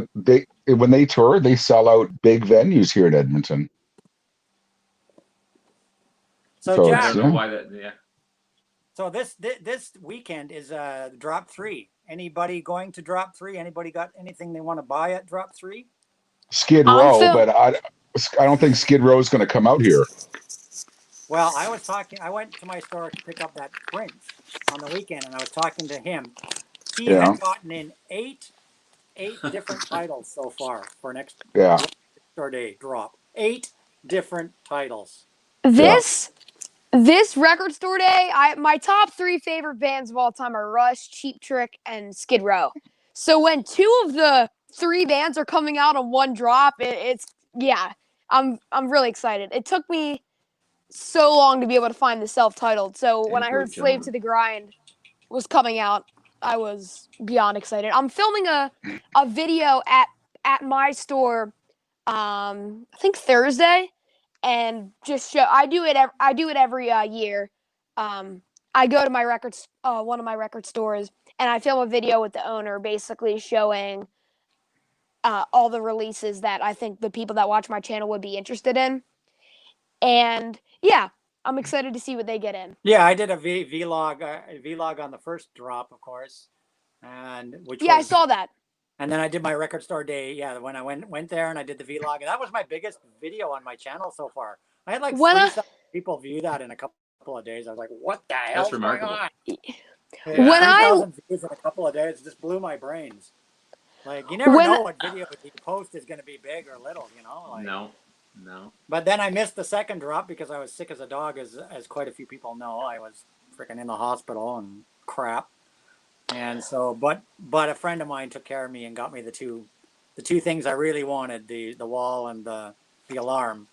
And then I found the Britney on Discogs like the day after and got it for a retail price. So when you did that whole video with your record store, Rex something, right? I already forgot the name. Rick's Recollections. Yeah.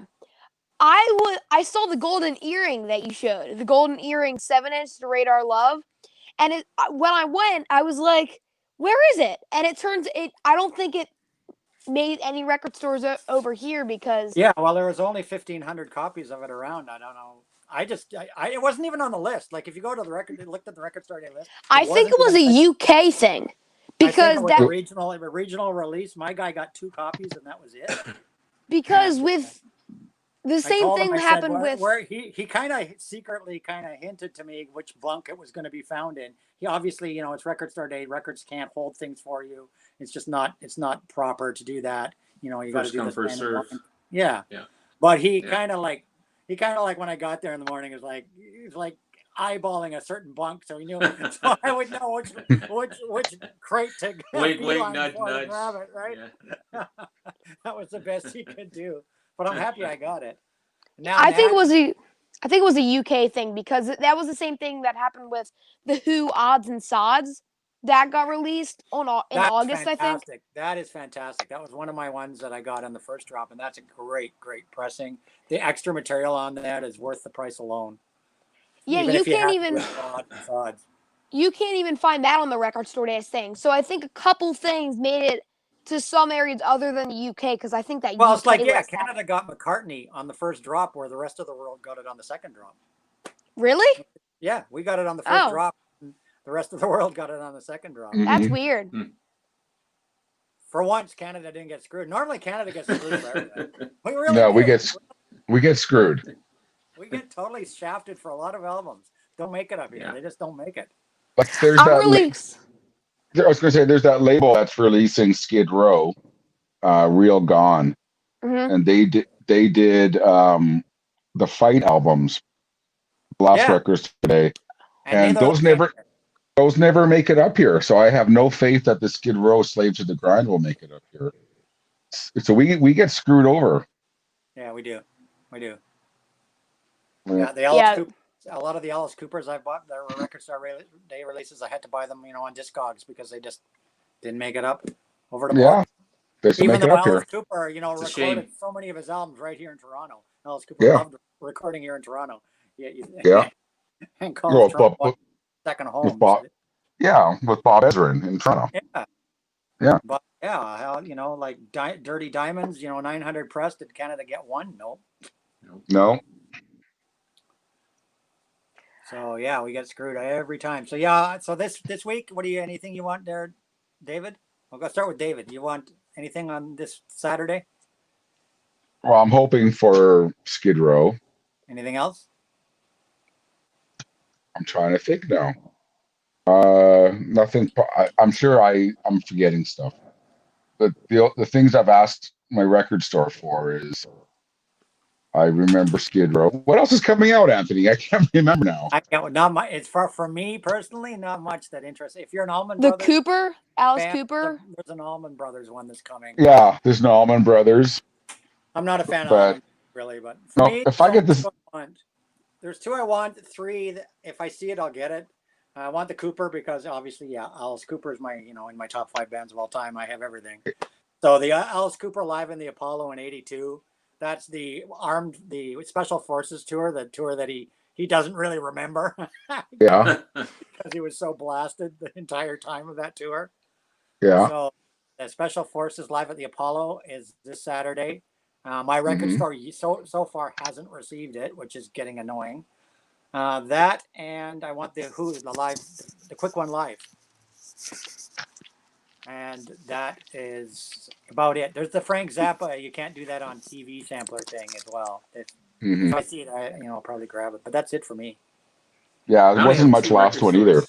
Yeah, it wasn't much last one either. I just, I got the two I wanted, and that was it. How about you, Robert? There's only 2 record stores. Well, there's only 2 record stores in Belleville. Are you gonna go? Sam's Can you and go? a Or you have to Sunrise. work, or are you gonna go? What's that? Can you go, Robert? Or you have to Oh, work, I can go, but as I said, we just have a Sam's, the Record Man, and a Sunrise. I don't know if they have. Yeah, you shocked me the other day when you said you still had a Sam the Record Man. Yeah, it's the only one left in Canada. Yeah, that's right. There's one left over there. And I was amazing. I was telling Robert the other day that I worked in one of my first jobs when I was a teenager. Not much older. How old are you, Jack? I'm 12. 12. Yeah. So when I was 12 years old. Yeah, no, he knows. That's amazing, so much man. Music. You're like Jack, 30 years old, brother. and he knows so much Thank about you. music at 12. I hats off to Jack. Hats off to Jack. Jack's like Nazz and Robert and me. 50 years ago. Where's Robert from? Or sorry, where's Jack from?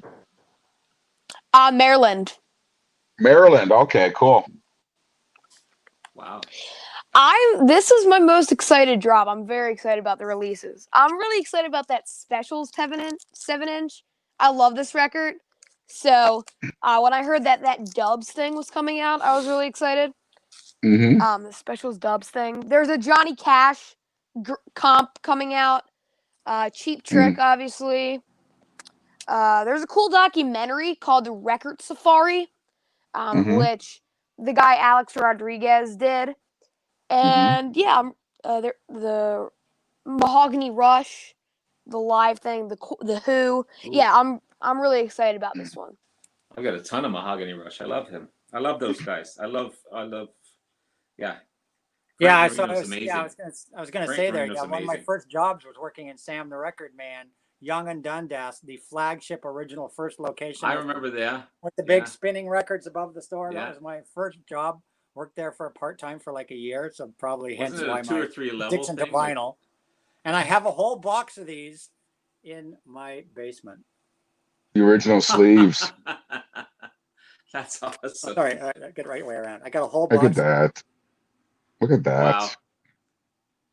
back when they would reorder on the sleeves. Yeah, they That have. was Yeah. We used to have when I worked there. We used to have to write the price in here, and then yeah, the catalog number and everything here. And you take the yeah, record to the till. They slide the sleeve off, and then you restock the sleeve or yeah. order it if you had one. I still find the odd one like that where the at a thrift store or something that's in an original sleeve that's Yeah, I got about inventory like that.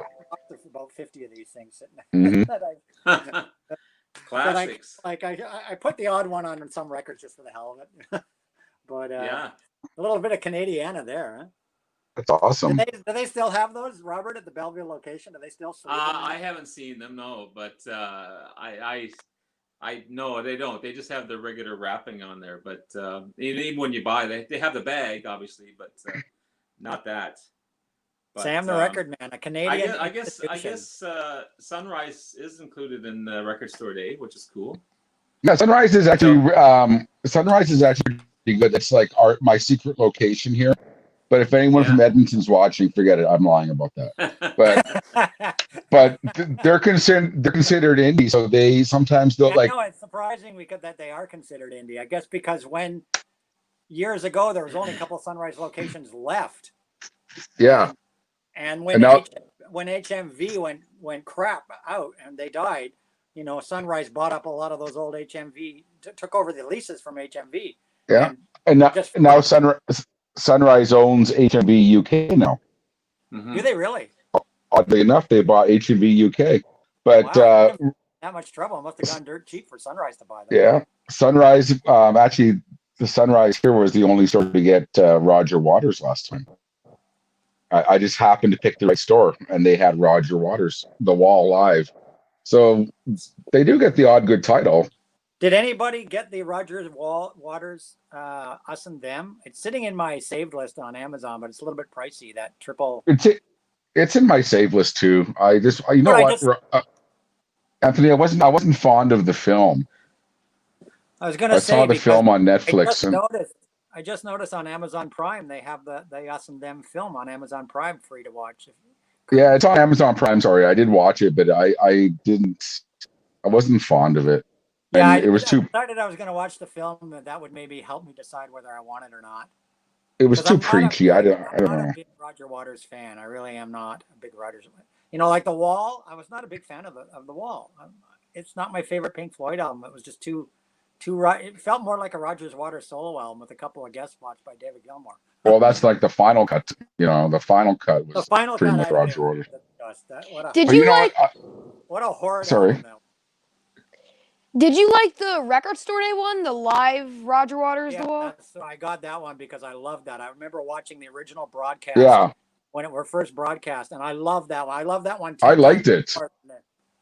Because and you know what?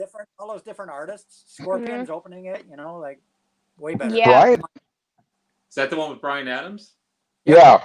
Yeah. Like I said in my last video, Anthony, Bryan Adams was awesome in that one. And I'm not a huge Bryan Adams fan, but he was really good in that one. Yeah. I thought. I'm not a big fan of who did Another Brick in the Wall. It was Cyndi Lauper, right?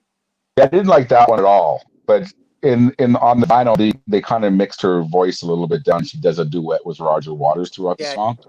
So it's not as bad as the live video, but okay, because I watched the YouTube version of that, and that was the deciding factor of whether I was going to get it or not. That Another Brick in the Wall, and I didn't like it. So yeah, the vinyl's different for sure because the video was it's a better mix, and the video was kind of comped together with rehearsal footage and stuff because there was all kinds of power outages apparently. But the vinyl was actually mixed right. I thought it was really good. I loved it. I remember when it was first broadcast on TV, and I watched that show. When it was broadcast, and I recorded it on my VCR, and I still have the VHS tape of that broadcast. Now, do you? Yeah. But I thought I didn't like the Us and Them one. I don't know why. It's just I didn't like the stuff in between the songs. Well, that's why it sort of sat in my saved list as like, you know, I'd really like to hear some of it because I'm not a big Roger Waters fan, but I do like that Wall live in Berlin just because of all the guest artists. I'm not a big fan of the studio Wall. I don't know. I mean, Roger Waters caught, and then it's evident with the final cut that it was so good when they got rid of Roger Waters. I mean, the final cut is absolute trash. It's I think the horrible. best part of that album was when that jet flies over. Yeah. Yeah, I prefer David Gilmour for sure. Yeah, I like But, and a lot of people knock the David Gilmour years, Momentary Lapse of Reason, Division Bell, Pulse, all that stuff. A lot of people knock that. I love those years. I really do. But I a lot think of people Animals say is my a lot of people Animals say, "Oh, is my that's just favorite. David Gilmour solo." Yeah. I think what's Roger Waters next? does a good job on Animals, but Hmm. yeah, Yeah, well, they kind of share the talents on the other they albums. Where do. I felt They do. that the wall was just Roger Waters heavy. You know Yeah, what I mean? Hmm. It was just all Roger Waters. with guest star David Gilmour. Exactly. Best song on that album, David Gilmour does. So Yeah, comfortably numb. yeah, yeah. It's like it is what it is. It's a concept album for sure, and it's one you have to listen to from start to finish. But yeah, it's something about his voice is just not super talented. But So what's your Hmm. thoughts on Amused to Death? Anybody have Amused to Death? Oh yeah, I got the last audio file pressing. I think it sounds fantastic. It sounds better than what it is than it be as music as a whole album, but it's you buy it pretty much for the sound. It's amazingly well done. I like Amused to Death. I'm not a big fan of Pros and Cons, Hitchhiking. I'm not a fan of.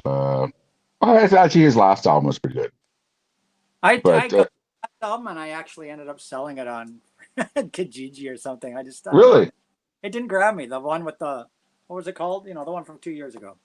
yeah, yeah. I spun it a couple times. I just couldn't get into it. I was like, oh, I'll try Roger Waters again. And Oh, I liked it, and I really like Amused to Death, but his solo output's spotty at best, anyways.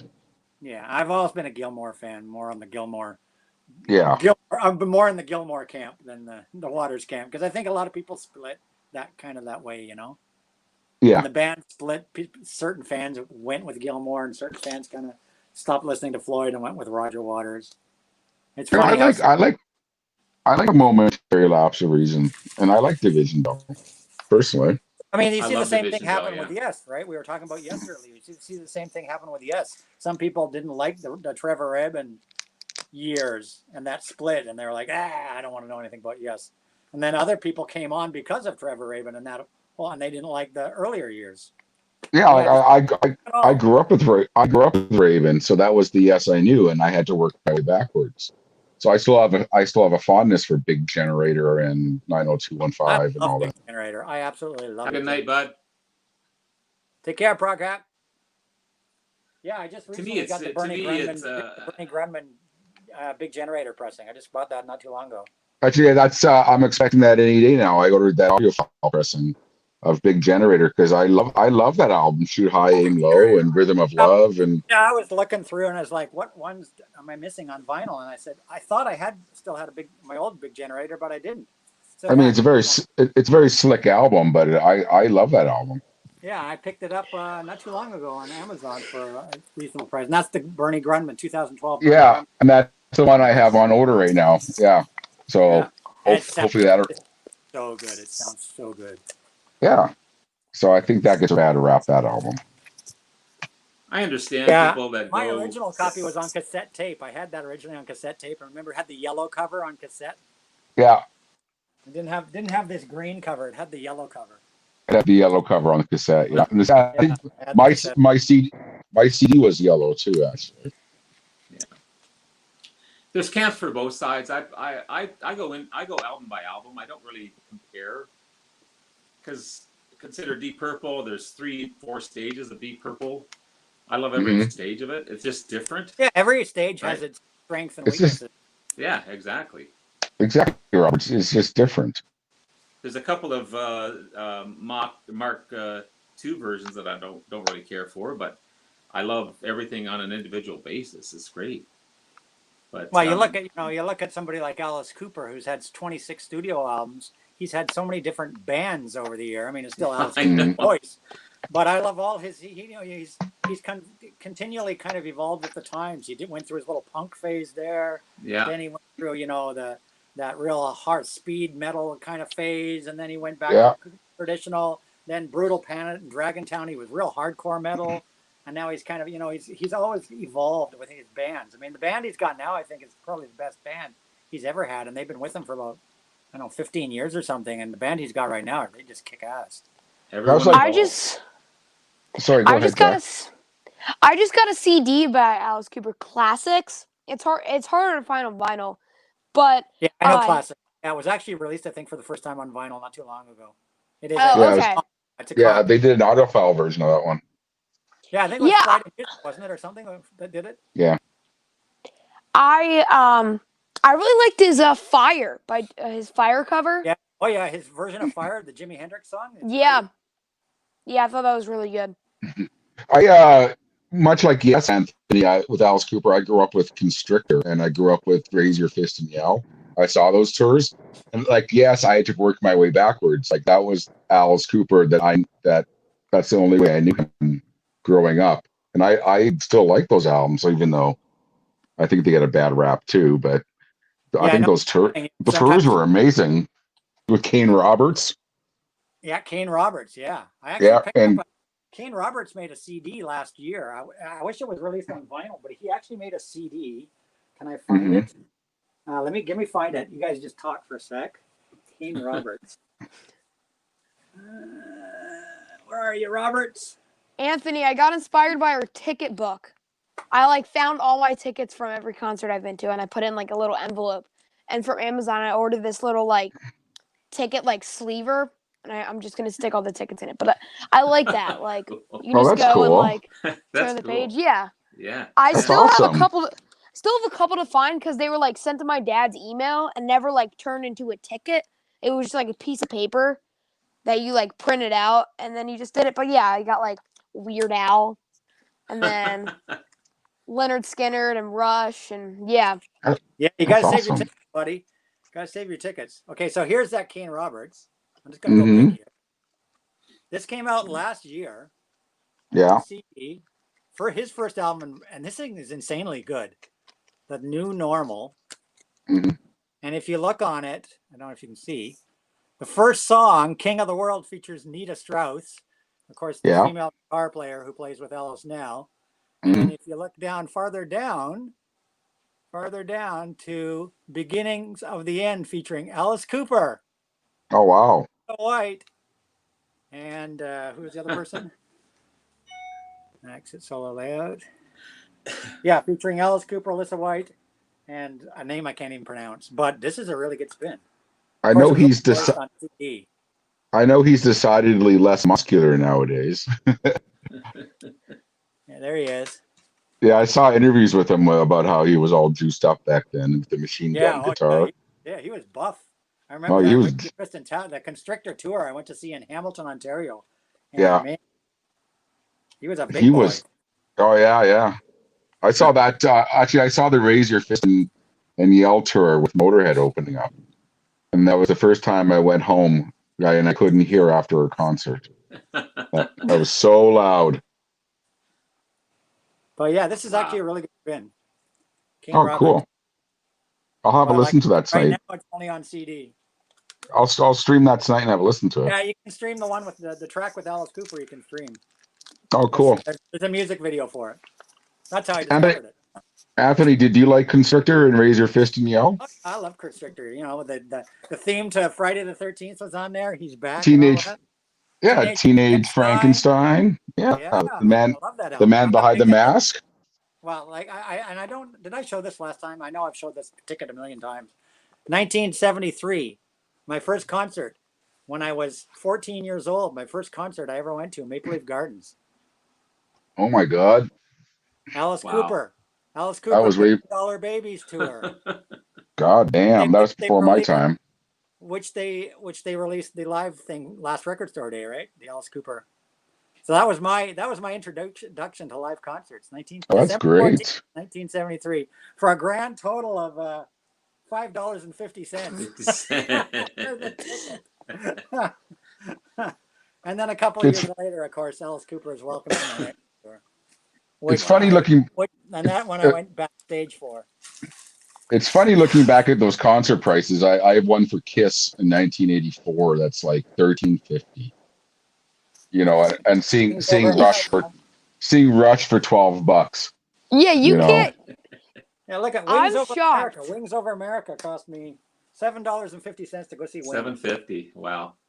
Yeah, so Dak, we used to pay like $10 to go see these bands, and now it's 100. It's probably 100 and whatever nowadays. Yeah, It's crazy. Your first concert, how much was it? $5? My first concert, Rush R40 live tour, $107. $107. Isn't that crazy? My first Rush concert was them playing my prom. So Yeah, that was free. they just had released their first album, and I've told that story a million times of how we won them for Yeah. most money in United Way, and they played our dance. That's awesome. And that's how I got my copy of Rush on Moon Records, because they gave it out to everybody at the So dance. jealous. Wow. So Do jealous. you have it, Anthony? But then my first Rush concert, I see them in school, but then the first time I went to see them was where is it?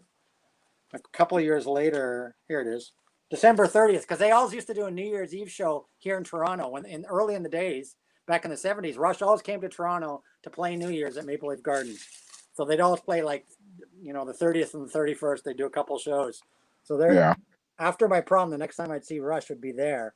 December 30th, 1977. Wow. For a grand total of $8.50. Jeez. That's crazy. I know, it's nuts, eh? You can't even buy the concert DVD for that price.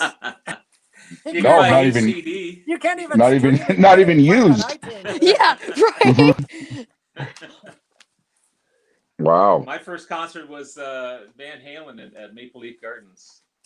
Was it? On their first album tour. No way. I can't remember who backed them up now, but if they had any. Who was But it? yeah, Van Halen's first concert. First album concert. That's amazing. Here in Toronto. On Maple Leaf Wow. Gardens. Yeah. I think Didn't they open for somebody originally? Weren't they an opening band for somebody originally? The first time they came to Toronto, they opened for another big band. Possibly, but not then. They were the headliner. main Yeah, band. I think they opened at some point just before their first album came out. They were an David opening Lee band. Roth jumping 20 feet in the air and just Wow. amazing. Well, it's like when I saw Alice Cooper at the $1 Billion Babies tour. I'll never forget it. Yeah, I mean, you never forget every single moment of your first concert. And ZZ Top opened for that $1 Billion Babies tour. They had just released Fandango, so Tush was on the radio like big time. It was the single. They were just starting to become popular here in Canada. And they opened for the Alice Cooper, and then Alice Cooper there's actually a recording of Fandango. somewhere on the internet, but Alice Cooper was late. He got delayed at the airport in Toronto because of his frickin' snake and his guillotine and all his stuff. So they delayed him at the airport. They delayed his equipment at the airport because they had to inspect it. So meanwhile, ZZ Top comes on stage, my first concert in my lifetime, and ZZ Top plays, and they played like a 30-minute set, and we were like, they're okay. Who are these? Because they were nobody really had heard of them yet. Tush had come out, and there were no real big hardcore fans in Toronto. Well, Fandango was released before Trace Umbres, right? When they released LaGrange.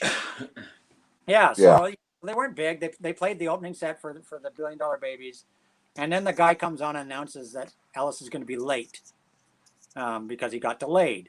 So what do? Because he's going to be he was delayed like an hour or something. They stick ZZ Top back on, who then come back out and play their entire set a second time. And they were people were booing them and throwing crap. That's at all them. they had. They just played their set over again, right? Wow. That's ridiculous. Came out. He had his snake, but they couldn't get the guillotine, so they had to rig up a real makeshift deal to because he gets his head chopped off, right? So they didn't have the guillotine, so all this dry ice smoke comes on the stage, and they have a guy come out and they have him lean on a freaking stool thing, and they have a guy come out with like a hooded guy with a big axe that supposedly axes his head off in the cloud of dry ice smoke, and that's how they pulled it off because they didn't have the guillotine to do it. Wow. But yeah, ZZ Top got booed off the stage because they had to play their whole set a second time. This is the funniest concert I've ever been to. Well, it wasn't funny. It was, I call the best Leonard Skinner cover band because it's not Leonard Skinner anymore. There's like I think there's one original member, I think. But Marshall Tucker band, which there's one member of currently. That's original. And they were the opening act. And I guess the singer he's really old, but I think he was like he was drunk or something. Have a And good one. he took a tambourine and threw it at a lady and it knocked her out. And they had to get like it was the stupidest thing. He's like all over the stage jamming with a tambourine. He has no key on the song, completely off key, and he throws it in the audience, and you can see the head Oh of my God. someone just throw back. I was like, oh my God. Did she Yeah. Did she get the tambourine though? She did get to keep the tambourine. Or did she just walk into work the next day and go, yeah, look, I got tambourine marks on my head. Yeah. It's my souvenir. Here's the That proof. was a crazy concert. I remember Wow. yeah, we saw it at Royal Farms Arena, and I've never been to an arena before then, and I was like, are we in an airport? It was so weird. It was like it looked like an airport when I walked in. It was really fun though. I went with my friend, and we're both huge Skinner fans, so it was really cool. I mean, Freebird. Seeing Leonard Skinner play Freebird was probably one of the best moments ever. Like just jumping up and down to the solo. Yeah, That's that was awesome. really cool. That's Yeah. awesome. Good for you. Yeah, man. I guess my second weirdest concert thing was also an Alice Cooper concert. And Robert, you'll probably remember this one, is I went to that Alice Cooper concert at the CNE, Yeah. where he yeah. once again didn't show up and everybody rioted. And I was like just trying to get the hell out of there because when they said he was not going to be playing because he got stuck at customs, and everybody went banana. You can look it up on YouTube, on Google or whatnot. The big riot in Toronto, and when I've Alice seen a Cooper few didn't bands show at up, CNE. Yeah. yeah, at the CNE, and people started ripping the freaking bleachers out of the floor and chucking them up on stage, throwing all their chairs up on stage. It was a war zone. And we were ducking. We were just trying to get the hell out of there because people were like, the big long lines of chairs that are bolted down to the cement. People were ripping them out of the those. bolts. The big long lines of 10 seats and chucking them up on the stage. Jeez. Did it get rescheduled? Huh? No, They he get didn't come back. That just tour didn't never show did end up. up coming back. because of what had happened, because the fans had been such a disgrace and had caused this, he never came back to do that concert. Toronto got a little bit of a bad name then. And remember, Yeah. Robert remembers that. But it's funny. Some bands love Toronto, so it's weird. It's But I guess if you're late for a concert or you don't show up, that the fans aren't going to like you. Remember all the great bands at Canada's Wonderland that used to show up? Oh yeah. Remember all those? Yeah, Canada Wonderland at their concert. And it was cheap. Yeah, they were like $5 tickets. Yeah, in $20 ticket times. Yes. Something I really want to see is this album. I mean, I don't even know if I still have it. I might have sold it because it was so bad. Oh yeah, United World Rebellion. The new Skid Row, man, is not very good. Like without Sebastian Bach, it's horrible. It's not good at all. I mean, but he was. I mean, Sebastian Bach was Skid Row, pretty much. That's what. Yeah, that's. I mean, and that's what the band members won't get back with him. He was like, there's certain band members you can't afford to lose in a band, like Van Halen. Yeah. To lose, he can't be replaced. There's certain members. Bon Jovi can't afford to lose John Bon. It's the same thing. It's like Skid Row was Sebastian Bach. So I would really like to see if Sebastian Bach ever gets back with the original members because I'm pretty sure they're all still alive. But you know what? Sebastian Bach by himself solo, it's pretty good. I saw him last year. Really? And yeah, this album is really good. It's the closest you're gonna get to. It's the closest you're gonna get to Skid Row. Yeah. This is really poorly recorded, and it sounds terrible. That's the record store that he didn't. I have that one, and it was he didn't know about it, and I think it was ripped off of it was a video rip. They ripped it off I of didn't video. know that. was really it's mad about it. it's horrible sounding, but it's Oh, like, it sounds terrible. but I wish they would have more, but it's more or less a Skid Row live album. I actually had a few interactions with him. I did a whole video where I tried to find the self-titled album because it's really hard to find because it was when records weren't popular, and I had made it my mission to call every record store in America when I found Mhm. it. I ended up calling 73 record stores until I found it. It took me like 4.5 hours. But he ended up seeing that video and then posted it on his like Twitter and like a couple other things. That's So friggin' amazing. That's Me and- amazing. That's awesome. me and Sebastian like went back and forth. Like I think it's still in my email somewhere. We went back like 10 emails back and forth. It was the most incredible thing ever. I'm like, I'm talking to Sebastian Bach. Like it was amazing. That's awesome. Yeah, it's funny. Yeah. Anthony, Cool. I got Ryan Roxy from Alice Cooper's current band who liked one of my posts one day, and it wasn't even an Alice Cooper post or anything. He just liked one of my posts on my Instagram, and then he followed me. Now he's like every once in a while I see him like one of my posts. Yeah, it's really You cool. know, he's in Alice's band right now. That's awesome. Awesome. Yeah, Sebastian was really cool though. He's my favorite singer of all time, and it was like, wait, he saw this? It was pretty You amazing. never know who's gonna see you on Instagram. you Right? never know. Yeah, once you're out there, you're out there. Anthony, Yeah, I gotta had- run. I gotta run, Anthony. I got to get my car before it closes. But it was nice talking to you, Jack and Robert. Yeah. Yeah. See take ya. care, David. We will Thank talk, you. Nice to see you We'll again, talk on bud. Yeah, message- we'll see you next video. We'll Yeah, do we'll that take care. For sure. We'll talk on offline. Yes, take care. And he's frozen. Frozen. Frozen. He's trying to go. He's still here. He's trying to go. There we go. There you go. No, he's still Couldn't there. reach the He's button. like he's sort of lagging. I guess I got to remove from the stream. There we go. There we Oh, Robert's moved into the co-pilot. Glenn, I haven't heard from Glenn, so he must have got really shagged up. Yeah, he may still be there. I hope he's okay. Yeah, he He's a didn't say super- anything. He just said he's sorry he couldn't make it. I know he really wanted to. Earlier today, he said he was going to be, and then who knows? Yeah, It he's a happens. super- It happens. He's a super guy.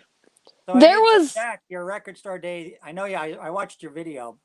Oh, thank you. Black Friday drop thing that you were. Oh looking yeah, For me, there's like nothing on Black Friday. I mean, that was the same for go me. to I every was record store day, but I don't know this year. I was trying to make a video about it and was like, I'm not interested in. I'm interested in the Blue Oyster Cult and the Jazz Sabbath. That's it.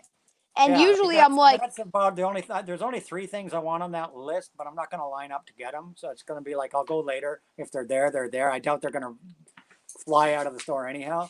And that's that. I jazz don't- Sabbath, the jazz dispensary, because I've bought the previous Black Friday jazz dispensaries. They're always really good. They're all like really good funk and stuff. And that David Gilmour, that new single by David Gilmour. That's the only things I want on the Black Friday drop. the only thing I think people are gonna go crazy over, which I don't get because I'm not a Stones fan. I'm a medium Stones fan. I don't get into like, I'm not a Stones collector like a diehard fan. But that Let It Bleed ham poured, $100. No, I know that's Or- just stupid. Why? It's not a box set. It's You one said- I know LP. You said in the video you didn't know what a hand pour was. You weren't. Oh sure yeah, what- I don't. I have no idea. So what they do with a hand pour is, you know, those machines, they have little balls of vinyl that they Mhm. pellets of vinyl that they put in, and they heat up, and they're injected onto the surface that then stamps, and it Got squishes it it. and stamps the record, right? So with a hand pour, rather than those things being injected in, they're literally, the vinyl is hand poured into the stamper wow. by hand. So it's hand mixed. So they mix the colors, you know, by. Does that by make it pouring- sound better? By pouring no, it's nothing to do with the sound. It's just they mix the colors by pouring the 2 different colors together. So you get these really interesting swirls and whatnot. Oh. And that's Cool. basically what a hand pour is. Yeah, it was But they just have to do each record manually by, you know, rather than just setting up the press and coming back in an hour when it's stamped 100 records. Somebody's there pouring into each yeah. Wow. each press. I just find it crazy that someone would pay $100 for that. It's just like, why? Yeah, I'm not a huge Stones fan myself either. I like them. I just find they're overplayed. Yeah, me too. That's Yeah, exactly how I just feel find they're about them. overplayed. Like this one here, I'll show you this one here. This brown acid, brown acid 10th trip, which I pre-ordered because I've got the entire series of brown acid. So this 10th volume I pre-ordered, and it was a hand pour, limited to 75 copies only. Wow. So, and this is a hand pour. Oh, beautiful. that's interesting. That's cool. That's a hand pour, Wow. and they only pressed 75 of these. Wow, yeah. So there's a Quality hand pour. good too. Good quality. Yeah. I love. This is from Writing Easy Records, which I did a whole video on. If you check my channel, there's a whole video about Writing Easy. I love this label. Independent, whatever, small label. They have all their acts are original. All the stuff they press there is very original. I love Writing Easy Records. And volume 11 of Brown Acid comes out this Halloween. So Go ahead, Ben. I was very interested in that Jazz Sabbath, though. I'm really excited. I knew it was released before, but I'm just interested. Yeah, to because see. this is a mono mix with a bonus DVD, and they don't say Yeah. it's on the DVD. I'm really interested because I don't even think I ended up leaving the link to in my video. I wanted to. I think I forgot. I'll probably do it after this. There was a whole documentary, and it was like a complete joke. But that story was made up a while ago. That was like Black Sabbath stole from Jazz Sabbath, and it was like this whole thing they completely ripped off them. But yeah, but that story is not entirely true. oh yeah, not at all, not at all. No, there's a YouTube video that disproves it all. So, that's what I was watching. Yeah, that's a great album though. It's a great album. That I love that Fairies Wear Boots, that opening. I love that version of it. The only one that I've heard from that Jazz Sabbath that I'm not too fond of is their version of Iron Man. It really that's what I said. Yeah, like doesn't at all. Iron Man. Rat Sometimes you Salad gotta say was the really original. good. Yeah, I've got to branch out. I've got to listen to more of this stuff. I've got Well, a that's ton of what albums. all these streams are. They expose us to I all know, the different things. and that's where I've gotten a ton of albums from. Watching David, watching you, watching all these guys. all these streams and videos are what's going to end us all up in the freaking selling pencils on the street to pay for our mortgages. But I've discovered so much Who music. needs food and housing when you got yeah. vinyl, right? Who needs that? As long as my dogs are fed, I don't care. Exactly. But I've discovered so much cool music just from watching and being involved on these channels. Only reason I heard Skid Row was Frank from Channel 33 RPM. Only reason I heard of him. Yeah, Frank's a big metal lover. He's a big metal lover. Yeah. That's what actually introduced me to vinyl, believe it or not. Like I was into CDs and I came across it. There was a couple different things that just all meshed together that just kind of made it perfect. I went into a record store and just bought a bunch of records and put them in my storage room, which wasn't the smartest thing to do. And then I saw that video and I was like, wait, I can get into this and this. So his channel actually kind of like inspired the vinyl collecting. And then he boosted my channel. He gave me like a shout out on it. And that got me from 15 subscribers or whatever to like 200. So it's funny because you remind me of myself when I was your age. That enthusiasm and just a big sponge for music and records, and I'm sure Roberts is the same. You see, but Jackie. I see. I look at and him it's so great to see. Look at the albums that he has behind him that are into the older music too. Yeah. Especially that are into music that they weren't even a thought in their parents' mind when their parents probably weren't even together when a lot of this music came out. No. And but that's what the vinyl community is supposed to be about is to help us get into all this stuff. Help us go. I mean, I knew. Help us go broke. I knew who Billy Idol was. I knew White Wedding and that kind of thing. I watched Spin Me Round's video and they made a whole deal about him. I've got most of his albums up here and I absolutely love him. Like Rebel Yell is one of my favorite albums of all time, and I would have no idea without that. Love Rebel Yell. Rebel Yell is a great album. Great album. Great album. Great example of mid 80s rock. Yeah. A little bit of synth in there, and Yeah. One of the record shops, he has a channel, and he has a series called Coffee and Vinyl. But Billy Idol actually went in his shop, and it was the funniest thing because he only could see the back of his head, but of course his hair, it's unmistakable. Yeah, If it's gonna be Billy Idol, yeah. He's never changed. He went in the store. There was a Billy Idol divider, went in it, checked the records, and then he went up to the counter and had a copy of Whiplash Smile and the self-titled album and like tried to check it out. It was the funniest thing ever. And he was like, I forgot what album it was. I think it was Whiplash Smile, and he was like, he had it, and he was like, "Are you Billy Idol?" It was the funniest thing. It was the funniest thing ever. It's really good to see. I know he's a musician, drummer, bass player. Yeah, I am. Yeah, I try my best to move around everything. Yeah, I play a little. you play drum and you play bass, right? Yep. I play a little bit of guitar, but not much at all. Yeah, you got to get more on the guitar, my friend. Get more on the guitar. Nice I know. guitar, bud. I Nice know. guitar. Open That's cold. my PRS. That's a Nice. Santana signature edition, Oh, beautiful. designed by Carlos Santana himself. Nice. PRS is based in Maryland. Their whole factory, Paul Reed Smith's factory, is in there. You can get a tour before this whole COVID thing. I think I took a tour during like the summertime of the Guitar Factory, Paul Reed Smith's thing. It was really cool, really cool.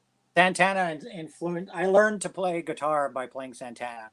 Yeah. Wow. He heavily influenced my style of guitar. I used to jam to all the Santana albums, and I still do. But he's I such play a all my favorite bands. I play Golden Earring. I play Thin Lizzy. I play Alice Cooper. I play Santana. I know like open chords and like scales and like all that crap, but when it gets into like Hendrix and like stuff like that, I get completely lost. But yeah, it's fun to move around and all that stuff. Yeah. I think a lot of people play like him, but I don't think they can sound like him. Oh no, He's just got the way he sounds is Who? just his. Hendrix. No, Hendrix or Santana or Yeah, Santana for sure. Right? You can pick. I maybe just because I'm a fan and I have just about everything he does with anybody. yeah, But Santana's style, his sound, you can pick it out of anybody else. out of anywhere. You can pick his guitar out from anybody. Yeah. There's certain guitarists in the world you can pick the guitar out. That's a Yeah, great this album. is greatest hit. Yeah, greatest hits. hits. That's from the Yeah. early albums. Yeah. Yeah, really, really awesome. There's so many albums after that album. Oh yeah, for sure. Yeah. Huge But catalog. all the big That's got a players, huge you catalog. can tell all the big players when you hear them. Like Clapton when you hear Clapton, Santana when you hear Santana. Oh, for sure, yeah. And then Eddie Van Halen, obviously. of course. It's hear just him. no one can copy them. Yeah, they can and play I feel like them. the same way about Alex Lifeson. I mean, when Oh. I hear him, I know. He can't be touched. Yeah, You it's know? Joe Bonamassa when you hear him too. I know. I've got to get What more a of his- fantastic guitar player, Joe Bonamassa. I've got to get more of his stuff. I've got a couple of videos of his with Beth Hart, but I don't have any of I've his. got maybe I think I've got a good dozen, at least a dozen of his albums on vinyl. They are He's just he is remarkable. spectacular. Yeah, is spectacular. remarkable. Yeah. You can see a video of him on YouTube when he's like Jack's age playing with BB King. I And know. it's just mind blowing. I know. Speaking of Santana, I showed this in one of my recent videos. I just spun this a few days ago. Cindy oh Blackman, yeah, you unboxed that on Oh, Rachel's wow. stream. I saw that. yeah, this is Cindy Blackman Santana. It just came out a few weeks ago.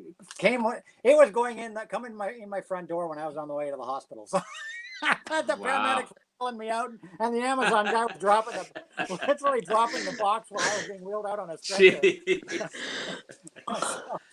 But yeah, this is Cindy Blackman Santana, which is Carlos's wife, and she played Yep. drums in his band for the last few years. She's a drummer, and that's why this album's called "Give the Drummer Some." So this is her solo album, but of course Carlos is on practically every track on the album. Every track. Yeah. And it's just fantastic. This is a really good spin, and John McLaughlin is on here as well, Oh wow. who of Yeah. course played with Carlos many years ago. Yeah. Yeah. And So that John white album. McLaughlin and Carl, and the other one is Kurt Hammett from Metallica. Metallica. Oh wow. On this album. That's amazing. cool. Yeah, very cool. The very first track is a drastically different version of John Lennon's Imagine that I Yes. actually really like. Better than Yeses? It's very different. It's much more R&B-ish sounding. It's hard to explain, but it's good. It's good. Yeah. Wow. But yeah, that's a great album. So, Carlos Santana's all Oh, over. speaking of covers of Imagine, I bought this as a joke. This is hilarious. I did a whole thing on top 5 worst albums in my collection. Yoko Ono, Warzone. I mean, I didn't like any of her stuff. The entire I can't do Yoko. anything, No. everything. It's No. so funny. I mean, with Imagine, she just goes, "Imagine there no heaven." Like it's just she just screams on. There's a I don't even want to call it a song. There's a noise on here called "I'm Alive," and it's trash cans, and then her saying in the middle of it, "It's me, I'm alive," and then another Oh my God. 22 seconds long. It's the worst 22 seconds of my life. It's so bad, but She's it's not so funny. Oh, no, I don't know any of her stuff. That's probably It's maybe so why I funny. don't have any Lennon either, because she's on. Yeah, a that's lot why of I stuff. bought. That's why I bought that "Give Me Some Truth" one, because it's like there's no Yoko there. Yeah. I really any like. other John Lennon album you buy has got Yoko on It's it. got Yoko on it, and that's why I probably don't like it. I really like Walls and Bridges. I think that's a good album. I really like that one. So Jack is so well. He's like what's that word? 30 years old, man. Well versed for 12-year-old. Like well versed in his knowledge of bands. It's great. It's amazing, and all his vinyls in like pristine condition. It's like new. You Yeah, don't I have try it my used? best to. What? So Do you have used? Or just all Every new? single record's used. I just try to get Oh, like. The Well, Yeah. best. except for Record Store Day or something like that, right? Yeah, except for Record Store Day. So or, how do you get your money for your records? Do your parents are very generous, or do you have to do chores? What do you got to do? I'm gonna say something. Ready? This is the one thing a new video's coming out. Ready? It's the one thing that bothers me about being a 12-year-old on YouTube. You get comments saying, "Oh, my parents didn't get." I work for my neighbor. I move all of her furniture for her staging company. I babysit her kids. Like that's the one thing. My parents buy me some records on like Christmas and they bought me this shelf. But besides that, it's I make all the money Your for the hard-earned record. So money. Your hard-earned money. Yeah, it was that's the same for me when I was your age too. It's like I got records maybe for Christmas and birthday. That's all I ever asked for. Yeah. But Yep. I mowed a lot of lawns. I shoveled a lot of snow. exactly. And Yeah. then I got a job at Sam. And then I got a job at Sam the Record Man, which was a Yeah. dream come true. That would have been a dream come true for sure. My plan. Employee discount. Most of my paycheck I just turned right back into Sam's. This summer this summer was going to be like a great summer, and then COVID hit. I was like, oh my God, I was supposed to see 7 concerts, I think. Kiss with David Lee Roth, Sebastian Bach, Guns N' Roses, Bon Jovi. There was like so many great concerts I was supposed to see. I had 4 to go to. Yeah, and I was supposed to one of my favorite record stores, which I'm not a fan of now because they switched owners and the owner is just kind of ridiculous right now. But I hope the other guy comes back. I was supposed to come on the summer and volunteer, put records away for him, categorize stuff, clean the records, put them in MoFi sleeves, and I was supposed. Obviously, I'm under 16, so I can't get paid. I can't get paid by businesses. Is so that I the would, legal age there? yeah. So I got paid in records. I was gonna do that. So I would just volunteer and like put stuff away, but then he would give me like free records as like a reward. So I was so excited to do that, and then COVID hit. So yeah, there was so much stuff this summer I was very excited about, and then COVID. March 13th comes by, and I'm like, It's the end of the world. Yeah. Yeah, everything shut down. It was like 2 days before my daughter's birthday that Toronto shut down. The first day we quarantined was my dad's birthday. Yeah, first day we quarantined was March 14th, and my daughter's birthday was the next day. Yeah, I've worked through the whole thing. It's been terrible. Well, yeah, because you got in a store that is deemed Home essential. Depot. Home Depot was, and it was just, it was worse when we were shut down. Actually, we just did online sales, but that was even worse because the people demanded stuff yesterday, and it was late and everything else, and you get sworn at, and just it's been a terrible experience. But it's calmed down a bit. I had 4 concerts this summer. 2 of them were completely canceled and money refunded. One was Guns N' Roses. The other was one that my daughter was going to, Camila Cabello. She's a very popular singer nowadays. Havana, I almost ripped my ears out when I heard that song. So Havana, ooh na na. Yeah. My daughter loves her, and I was going to take her to that. And Me and my friends would like make stupid parodies of it. Like we made one called Banana, and it was based on like Despicable Me and like Minions, and about banana. It was we would just make. Oh, what about Senorita? Yeah, like we just like. my daughter wants to go. I always go take her to concerts and stuff. I'll sit through anything, for my daughter, for sure. Oh yes, of course. You do for your kids. I was supposed to go to that. I was supposed to go see Lindsay Sterling. I don't know if you probably don't know who I really like Lindsay Sterling, the really violin player. Violinist. I had a backstage meet and greet ticket for that. I was supposed to meet her. Oh, that's another thing. I had VIP. That's postponed. That's postponed till next summer now. It's been pushed a year. Wow. So yeah, that's the same for me. And then I had a double header. I had a double header of New Order and the Pet Shop Boys. Double header. Postponed till next September. So hold on to your ticket till next September. Yeah. Am I even going to be alive next September?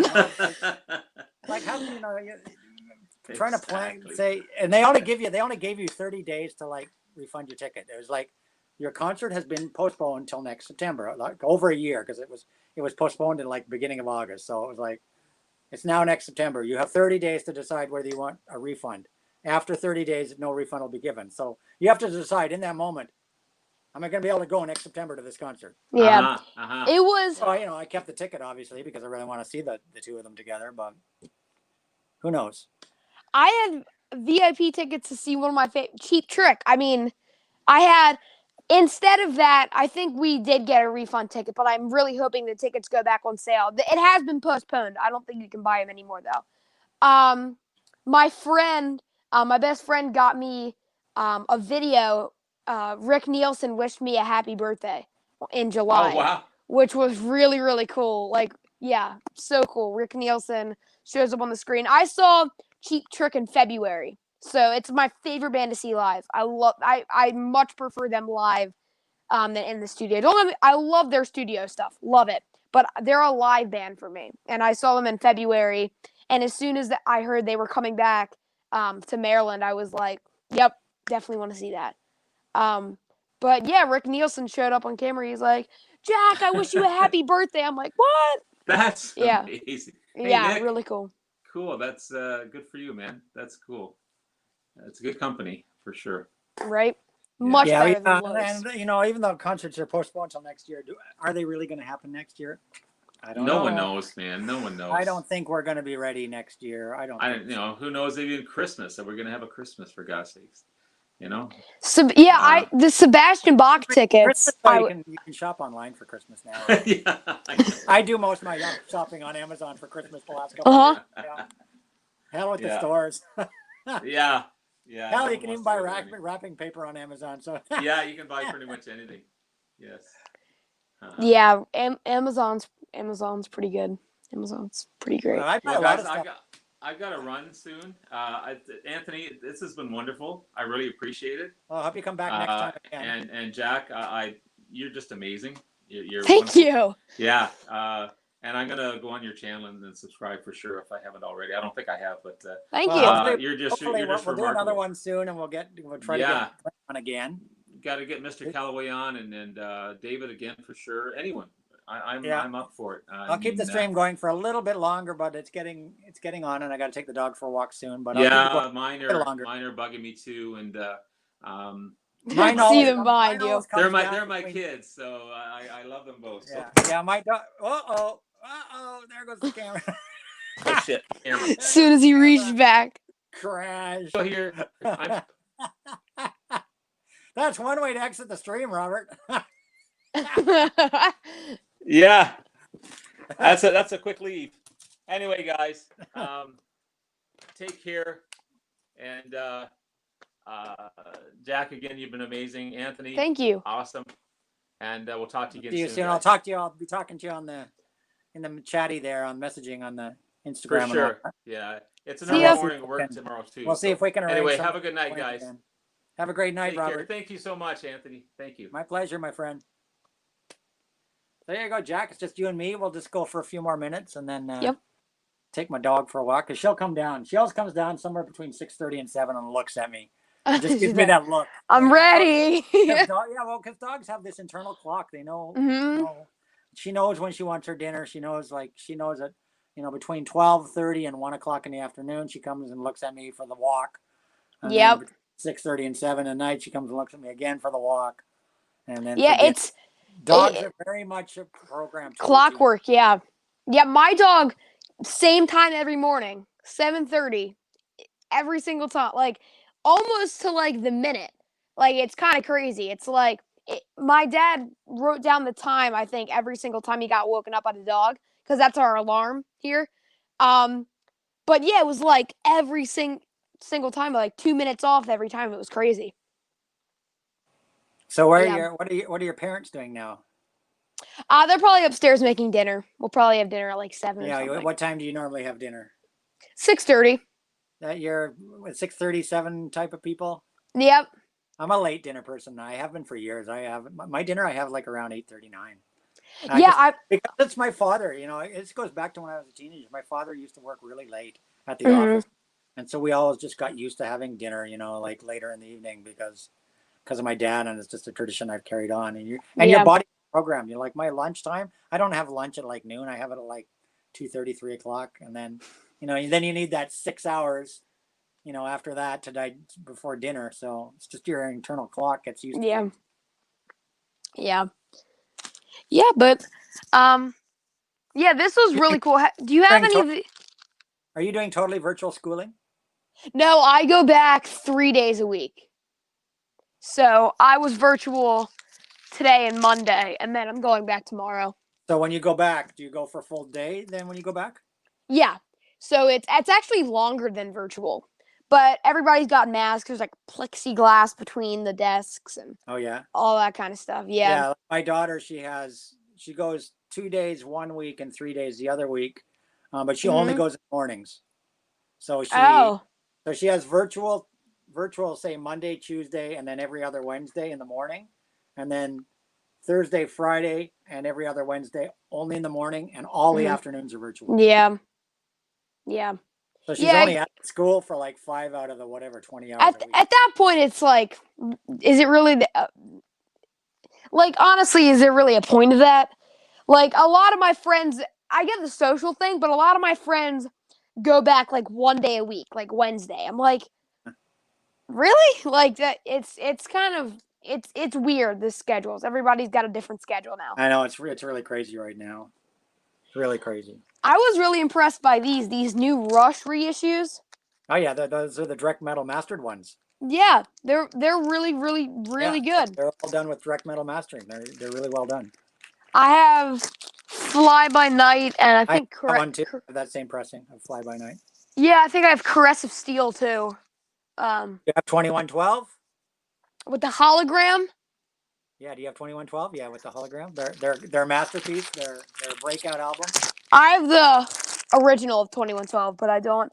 The only Rush albums I don't have are the self-titled album, which I want. So that's like, I think the Slave to the Grind, the originals. Yeah.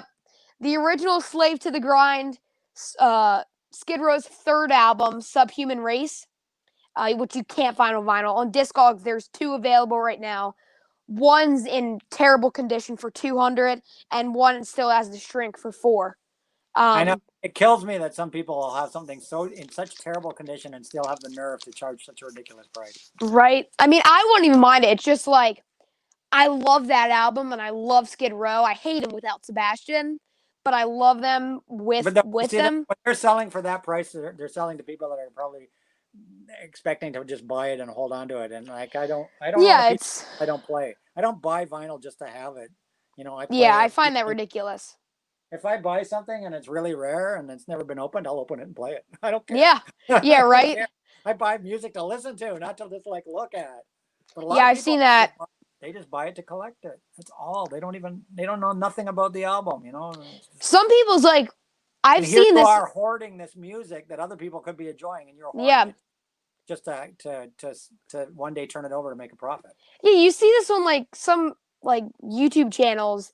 Half their collection is sealed. I'm like, what? What are you gonna do with that? Hang it on the wall? Make it like just kind of pointless I to know. have. I showed a Slayer album not too long ago, and I think I showed it the other day, and we were talking about it.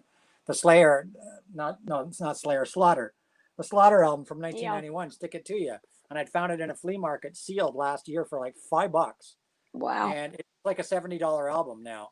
And I'd shown it in a video, and I'd said, you know, I opened it up and showed it, and I said, yeah, I found this sealed. And people are like putting in the comments, Anthony, you're crazy. Why did you open that? Blah blah blah. It's like a $70. You could have flipped it. You hold on to it and flipped it. It's because I want to play it. Yeah, I want. Yeah. Why did I want to play it? And people Uh, just don't. Some people don't get that how can you do that? Open a sealed album that's worth Yeah. because That's what they're for. That's what records are for. Down like crazy. I don't care for the value. You know, ultimately, I want to play that album. Bill G asks, I know the answer to this because I saw it. Do you still have the album that was given to you at your prom, the Rush album, that Moon I've Records shown it label? before. Yep. Moon So Records, cool. So cool. You can't even find reissues of that album. I can't find. I don't even care if it's the Moon record label. I just can't find it. You can't find any record pressings of that. Even the new reissue with like the box set that I forgot who put it out. Maybe Mercury or something. You can't find it. Kind of sucks. Yeah, I've got it here. I'm just gonna grab it. And it's actually one of those ones that's in my Sam the Record Man sleeves. Right? So that's the original Rush that I got at my prom. So cool. On Moon Records. How much does that go for? I mean, I wouldn't want to sell that. That would be like my prized possession. That's like hundreds. And I have to find it, and I keep meaning to do that, but I know it's buried in boxes somewhere in my garage, with a lot of my old high school stuff. Don't you have a flyer of it? I have a poster. Like when they were coming to play our prom, we had the prom posters that hung in the hallway of the school, and you know everybody had these little flyers that say "Rush at the prom," you know, in the gym Friday night, you know, 8:00, blah blah blah blah blah. I have one of those. That's so cool. They're made on a photocopier, right? And I have one somewhere inside my yearbook. I put the little thing inside the school yearbook and kept it from my prom. And so I need to find my yearbooks and pull it out and show you guys because I've got the original little flyer from my prom. So cool. Like that. And that flyer would probably be worth like a crap load to sell. Yeah. You'd probably get a crap load for it. Did you get to meet any of the guys? I know they played at your school. Did you get to like? Yeah, well, they were standing right there. I mean, they were nobody when they played our prom. They were nobody. Yeah, they were like a local band. Just literally released their first album. So they such a great album. They played like 3 sets. They took 3 breaks, just sat on the chairs in the corner having their pop and whatnot, between the sets. So they played like 3 sets, and they played their album, and they played a whole pile of cover songs. They just played covers, So cool. The school dance, so they're playing all the popular songs. They were doing cover songs, and then I'm sure it would be strange to hear Rush play. Most of the girls didn't like them, and the guys. That's what I was gonna say. Like the whole joke about female Rush fans. I'm like, Rush playing your prom, really? It's a weird thing, it really is. But I am getting the text for dinner, so I really appreciate you allowing me on. It's 6:30. I've been on for 2.5 hours, so good time to take my dog for a walk. Thank you, Jack, for coming, and I hope you come on the next one. I'll probably I'm going to try to do them every couple of weeks. Yeah, I love to join him. I know my daughter is, I believe, going to be with her friends this Halloween. I might do a Halloween stream. Who knows? That's exciting. Yeah, I might like make the set all up scary, and who knows? I love interacting with people in live streams, and I can't do them on my channel. So, you said, that's why I'm always. This is a family-friendly stream. And thank you, my friend David, Nazz Nomad. Thank you, Robert, for coming. Thank you, Mark. Anthony from Projekt Gemineye. Thanks everybody for coming. It was fun, and we will see you all on the next AGK's Vinyl Life and Friends stream. Bye, y'all.